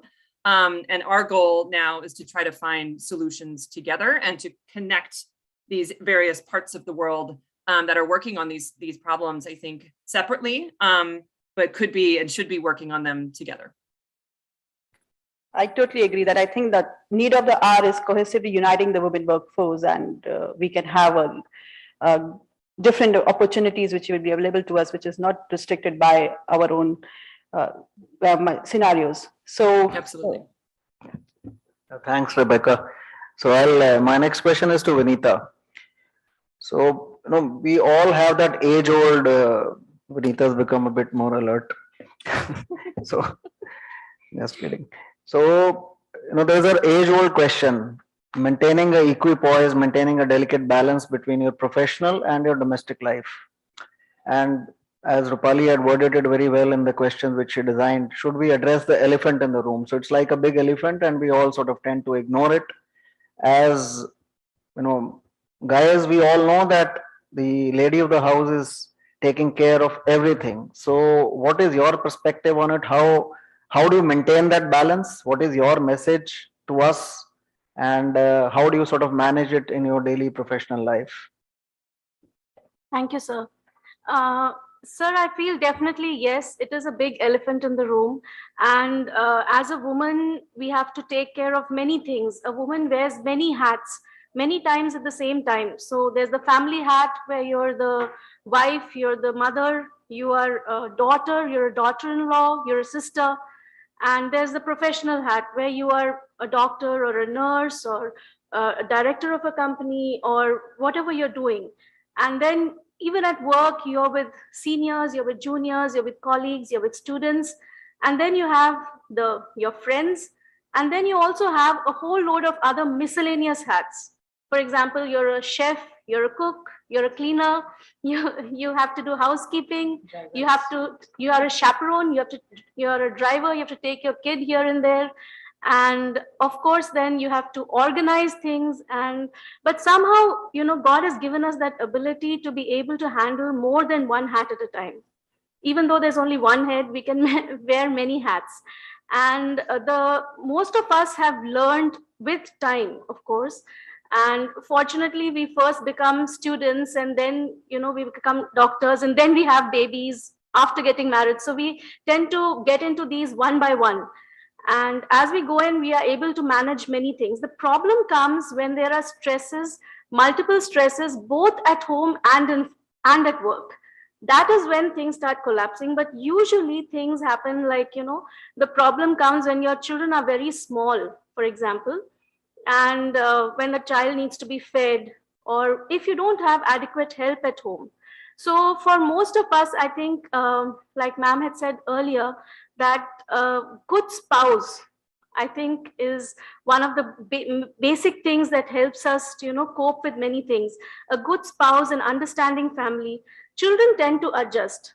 They absolutely, I saw with my own child that he used to, he was born when I was in my first year of MD. And he used to go to sleep in the evening. And I used to come back at around 11 at night after finishing all my work. And as soon as I came back and I was ready, he would wake up and he was ready to play. So I had that quality time with him and he was satisfied. He never complained. So again, but the only thing is that, of course, at work, things do get delayed. For example, we have to, because of our family obligations, like if our child is small, we may not be able to pursue our careers in the same way that men do. So I was behind because my child was small. So I chose to join my DM late. So I was perhaps 10 years older than my colleagues who were doing DM. And, but I had a 7-year-old kid with me. And then I also feel that, again, there's this time when they have, when they get into their 10th, when they get into their 12th, those are the times when, we need to spend more time with them.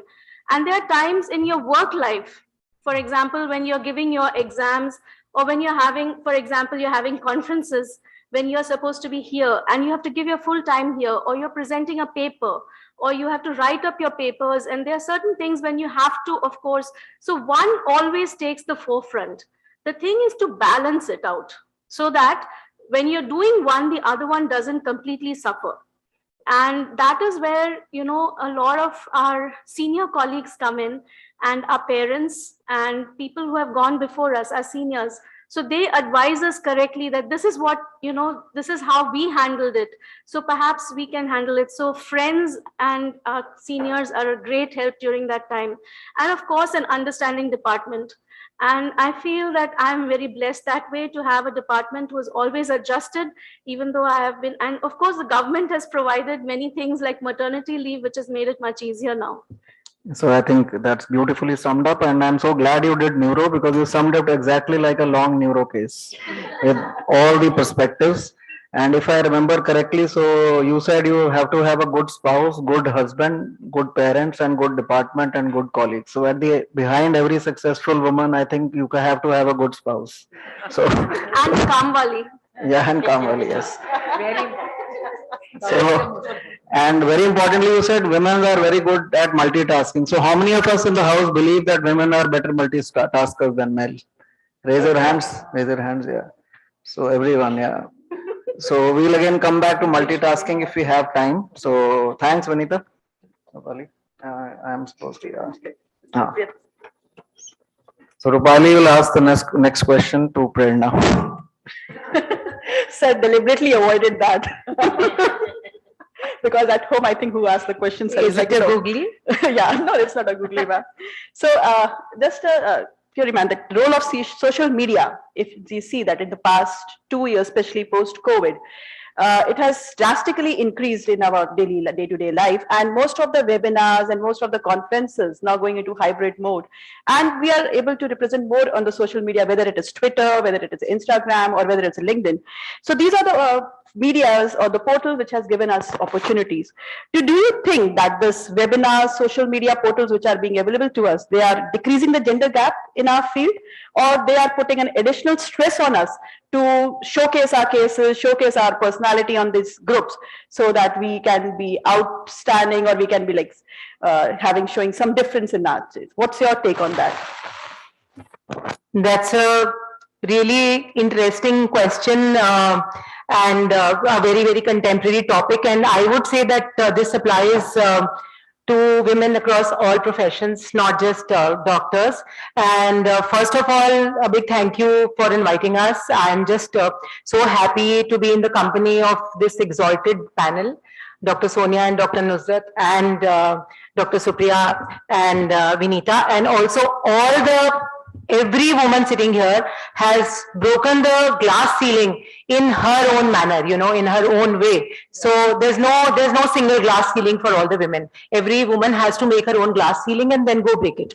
Like Dr. Sonia said, that's the only empowerment that she knows about. Now coming to the question, again, because we've all been drawing on our own lives. When I was a young working mom with 2 growing up daughters and no parents or in-laws to fall back upon, time was money for me. So that way, I think that yes, webinars and Zoom sessions have really, really bridged the knowledge gap, because when it cuts the commuting time you save on, whether you're attending something or you're addressing a conference, you're taking a talk, the commuting time that you save gives you that much more time either at your workplace or with your kids. So that's a huge benefit. Also, knowledge is not restricted. It is neither time nor geography bound. We can listen to podcasts or recorded lectures at any time of the day or night. We can do it, doing while gardening or doing something else. Although, like the psychologist told us today, that multitasking is not that great a thing. So yes, so that's one thing that we can do, and then we can also take knowledge from people across the globe. Having said that, of course, technology will always have its flaws. It's sort of that you are keyholed, you're behind a small screen, and you may not be able to really fully project yourself as to, what physically the person you are, first of all. And this really matters, I think, to people at the start of their careers. It may not matter so much later on when they're more established, because people will anyway know about them and will clamor to hear them. But at the start of their careers, this may hamper women's growth during their careers. So that is one thing. And the other thing is that even the time out that you get to attend a conference and the bonding that you do with your peers, with your friends, that also matters. That's also your personal growth, if not really definitely career growth.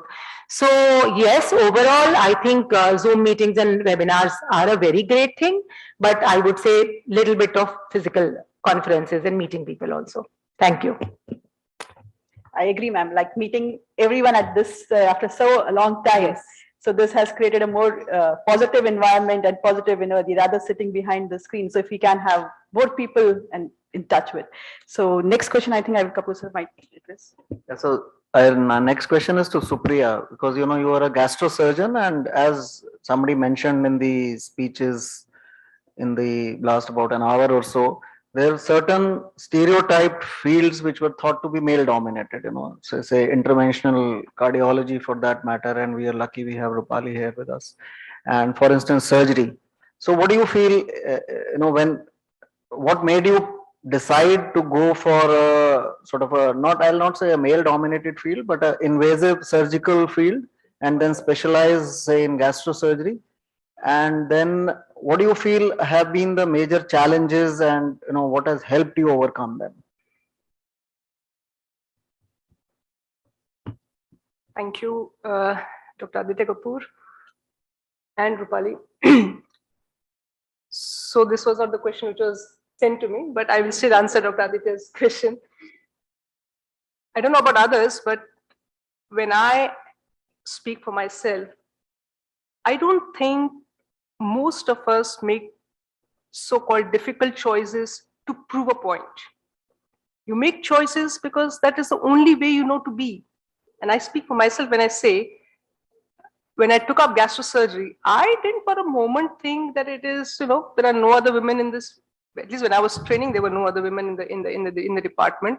There are so few female gastrosurgeons in the country. There are so few gastrosurgeons in the world. Forget India. These thoughts didn't come into my mind at all, and I'm so glad they didn't come. Probably because if they had come, I would have weighed the pros and cons of, you know, undertaking this kind of a specialty. And this has been my my pattern, my personality in all spheres of my existence. So when you make a career choice also, I think what you are just manifests itself. And that is what as a society we should just allow to happen. Not force people to conform to what the society think is appropriate for you or not appropriate for you. Just give each person the liberty and the right to make choices depending upon how he or she perceives himself. I hope that answers. That does answer, and I'm so glad I changed the question. It proves one more point that women don't get stumped when they are given a difficult question. I don't know about women, but you certainly don't get stumped. So that was a brilliant answer, and I'm so glad you did gastrosurgery, because otherwise we wouldn't have had you amidst us. So that's a great answer. So, you know, this is the first round, and we have such an elite panel. We'll not let you go without another round of, you know, say maybe if somebody else wants to ask a question. I'll again come back to Dr. Sonia. So she said about mantra and the empowerment mantra. So I just need to ask you, ma'am, you mentioned about the mantra, but do you constantly need to remind yourself of the mantra, or it is sort of ingrained in you now? And for the juniors, what do you want? Should the juniors have some sort of a mantra which they should, you know, to-do list, so that it gets sort of ingrained in them? So, you know, ingraining comes with a constant thinking in that direction. So obviously, if you all the time think that you, I mean, it's actually the answer lies in what, to some extent, Dr. Supriya has said, that you make the choices and you believe that you will be successful and you have made the right choice. So that has to be ingrained in women, that they make the choice according to what they want to achieve, and then they should be confident in achieving. There will always be hurdles, there will always be difficulties, but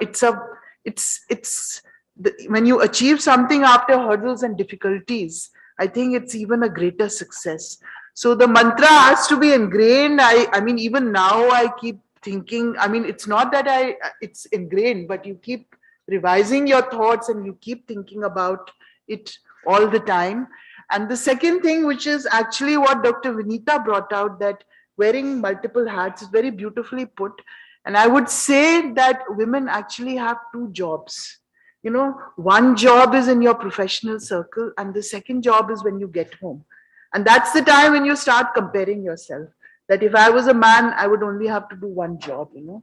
But after a while, I think it's important to take pride that we have the ability to do a second job. You know, God has given us that opportunity of the whole house and the whole family being dependent on us. I think it's a very big honor and it's a very big privilege. So one should not think that, you know, if I was a man, I would go home, you know, put up my feet and just rest.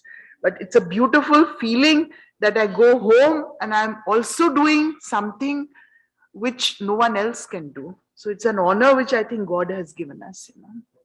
Some of us will not go home and put back our feet and relax today. I hope so. This can make a little change at your home, ma'am. So really well, some ma'am, that we have to be like on. Can I add something to what Dr. Sonia said? Yeah, sure, ma'am. Quick remark.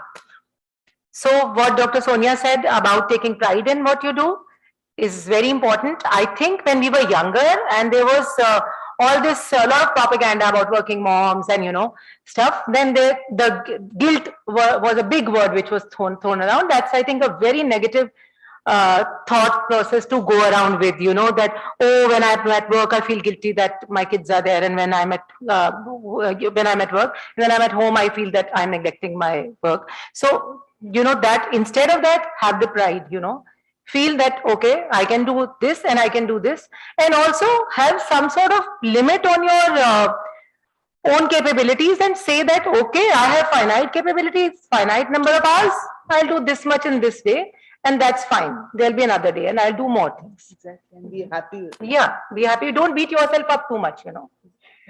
I agree, ma'am. It's like we have to be enjoying what we do, it is at home or either at work. So may I come to Professor Nizal Sen, ma'am? You have proved yourself in your field and you have created your mark. And once you have achieved that penumbra, do you think that you have to need to constant prove yourself again on forum? Or if you become little relaxed or something, you are not judged for that? What's your take on that? A difficult question there. Actually, I think then people start looking up to you and they expect things back from you. And whenever they meet you, they think that, you know, they're going to come back with something good that's going to, you know, they're going to go back with something positive. So there is, of course, a pressure to, you know, kind of continue to prove yourself. And there is a lot of guilt when you're not able to do things the way you would really want them to do, want them to be. But, you know, we learn a lot from our children once they grow up. And when your daughters grow up, they actually become your friends. And there's discussions on those kind of issues as well. And I think the younger generation has learned it in some ways the better way. And they tell us that, you know, you really don't have to prove yourself to be a superwoman. I mean, it's about time that you learn to share responsibilities. And why should you be so proud of the fact that you are capable of doing everything and, you know, being that superwoman that, you know, society thinks that you are? So I think beyond a point, at least the younger generation, I'm glad you've learned to share responsibilities. And my message would now be that fine, we belonging to those baby boomers generation have proved our point. We worked very hard. We were there from a point where, you know, we had a number, please phone to what we are today. So we've lived like a lot of changes in our lifestyle. But the current generation, I think they are taking it in the right direction in the sense that they are sharing responsibilities. My daughter doesn't want to be a superwoman. She's happy doing her career. And she says whenever she gets married, she wants a man who will share equal responsibilities in the house. So I'm actually hard, you know, not at all thinking of going in for, you know, she has to make her choices. So what's most important and what I think you also brought out is that you need to make choices and you need to be happy with your choices and let not society bias you about what choices you want to make. Absolutely. So ma'am, I think the reason your daughter doesn't want to be a superwoman because the daughters of super moms don't want to become superwoman. So again, that's a good perspective. So I think Madam mentioned, Dr. Nusrat mentioned about perspectives in her original question. Dr. Rebecca, my question to, not a question really, but your opinion. In your part of the world, do you think you need to realign perspectives every day in your professional life? In terms of the working environment over there, do your perspectives need a constant watch on it or a constant realignment of the perspectives? So how do you manage that? It's interesting. I was just thinking about sort of the cultural differences all over the world, and obviously, or maybe not obviously, but I'm American and I live in America. And, we have a certain way of thinking about things and approaching things and speaking about things. And that's not always true in other parts of the world, very different kind of approaches, which, are all wonderful in their own ways. But we think a lot at Women as One about how we can provide services to women from these different sort of parts of the world. And I think the perspective question kind of goes along with that, right? So my perspective as an American is very unique and different, I suppose, than, someone in India or someone in Australia or someone in, Japan, wherever it may be. And to adjust your perspective, I think, is an individual sort of ask. My perspective is even different than someone sitting next to me here, in my country. So it's important, and I guess I'll comment in a different way on some of the things that were said earlier. I do think it's important to maintain your personal perspective and sort of make your personal choices about your family and the hours that you spend at work. But for me, and I guess for our organization, we also think a lot about how to kind of change the perspective of organizations and leaders in developing policies that allow for men and women to be successful in an equal way. So I think perspective can come in lots of different forms, I suppose is my point. And it always has to be adjusted because, it's an evolution in every sense. Thank you, Rebecca. That was so elegantly summed up, Rupali. Given an American perspective, what it is, and I think we all are facing the same thing, which we are the same perspective doesn't change much as if the region changes. So my question to Dr. Vinita, in your explanation, you mentioned that you took a break of 7 years or 10 years. Do you think that taking this break in your career will affect your growth at the end? Or you think that, okay, we can take a break and we can catch up later after 5 years or 10 years, whenever we have a suitable time in our career? What's your take on that? Well, it depends upon how you look at it, because it depends upon what your priorities are. And I think women have to prioritize different things at different points in their life.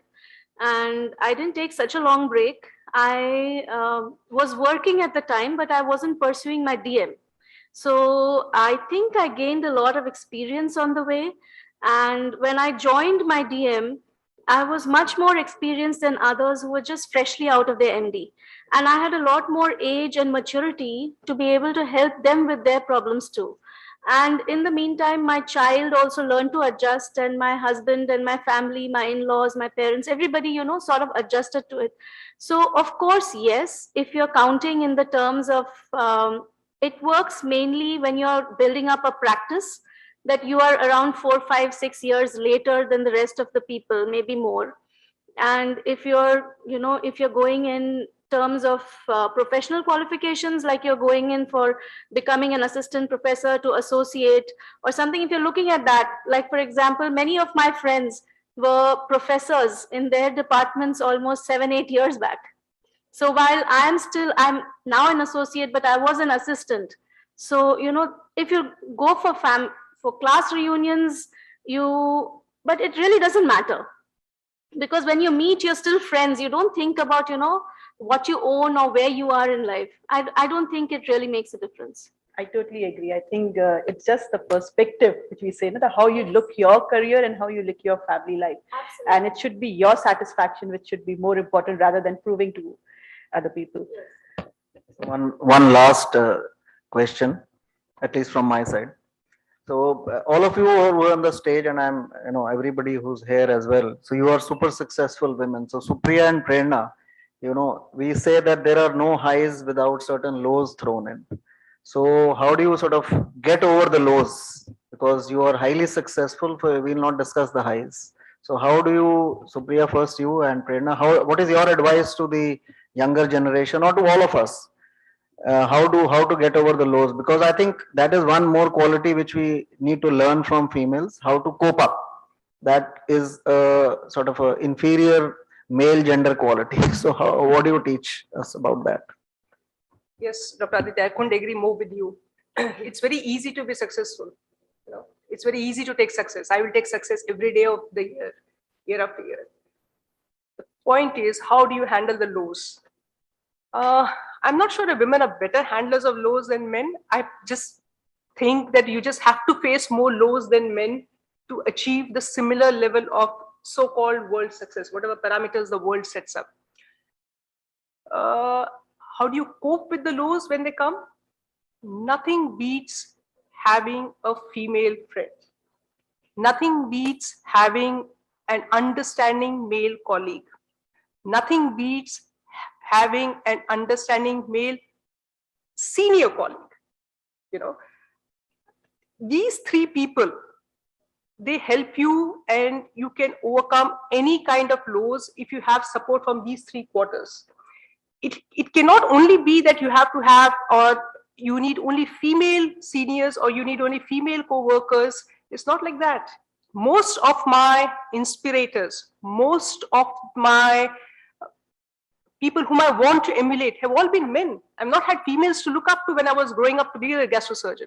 And they've been exemplary surgeons, they've been exemplary human beings. So to tide over the lows, you just need the right people around you, and gender doesn't play any role in that. And thankfully in this world, you will always find someone to help you. Probably you just need to ask.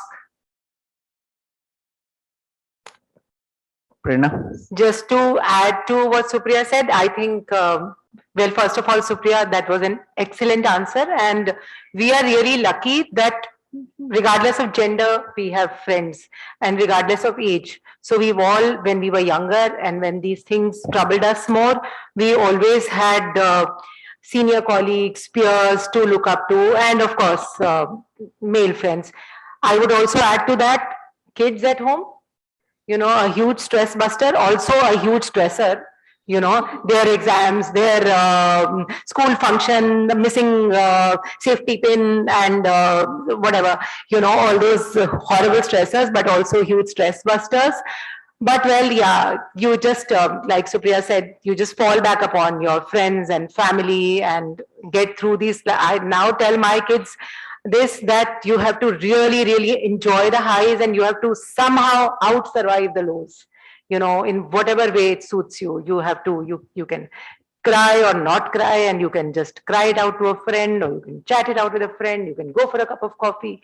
You have multiple drives a day to, you know, de-stress yourselves, but you just have to live through those lows and tell yourself that the high will come. I liked something very, which this one today said, the neurologist from AIMS. She said something very, very nice. She said that when the light is red, I wait. And sometime the light is going to turn green. So that's, I think that should be a carry home mantra, one of the carry home mantras for today, that we wait, we are patient when the light is red, and sometime it will turn green also. Very well summarized, ma'am. The support system and patience and being happy with themselves. So it was a very interactive session. And in my audience, I see Professor Vijay Lakshmi, madam, and ma'am has been a role model and has been so, for all of us. So ma'am, as a final comment from your side, what advice you will give to younger generation, your younger female physicians, that how to grow in your career, whether to stress yourself or be relaxed and you will achieve your thing in your life? Thank you so much for asking me to speak at this time in the evening. But there was something I really wanted to say, which we didn't address today at all. We talked about ourselves, which is very important. We must think of ourselves first, then only we can be there for our institution. But I want to share that there are many times when I have lived in this institution for more than 30 years, a very good institution actually, when I now regret that I did not speak up. We have had instances of blatant gender bias, blatant bad environment for women working. Environments which have been,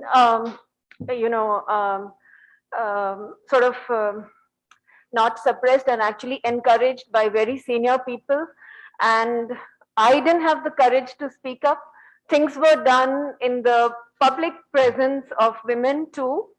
And I want to say to my younger, more accomplished, courageous, younger lady colleagues to speak up loudly, be there for those who are not as privileged as we all are and were. Like we have so many lady colleagues in various levels of education who won't ever have the courage to speak up. I really think that we need to make this place, many institutions in India, including ours, a more safe and a more encouraging environment for our female colleagues, and especially in other strata. Thank you. Very nice. Very nice. That's something that really needed to be said. As usual, you summed it up so beautifully, and I would like to modify your statement slightly that it's not a question about courage. The very fact that you spoke about it speaks volumes about your courage, and we all know you from very long time. So I think maybe the environment at that time was not conducive enough to bring out these issues. So perhaps the environment is more conducive now, and thank you so much for telling us about this. And the session has been absolutely brilliant. It justified the faith Rupali had in this elite panel. And before we close this session, thank you to everybody who's on the dais. Thank you everybody who's here till so late in the evening. And of course, all of us need to give a standing ovation to Rupali because this is her brainchild, and kudos to her. Thank you. That also.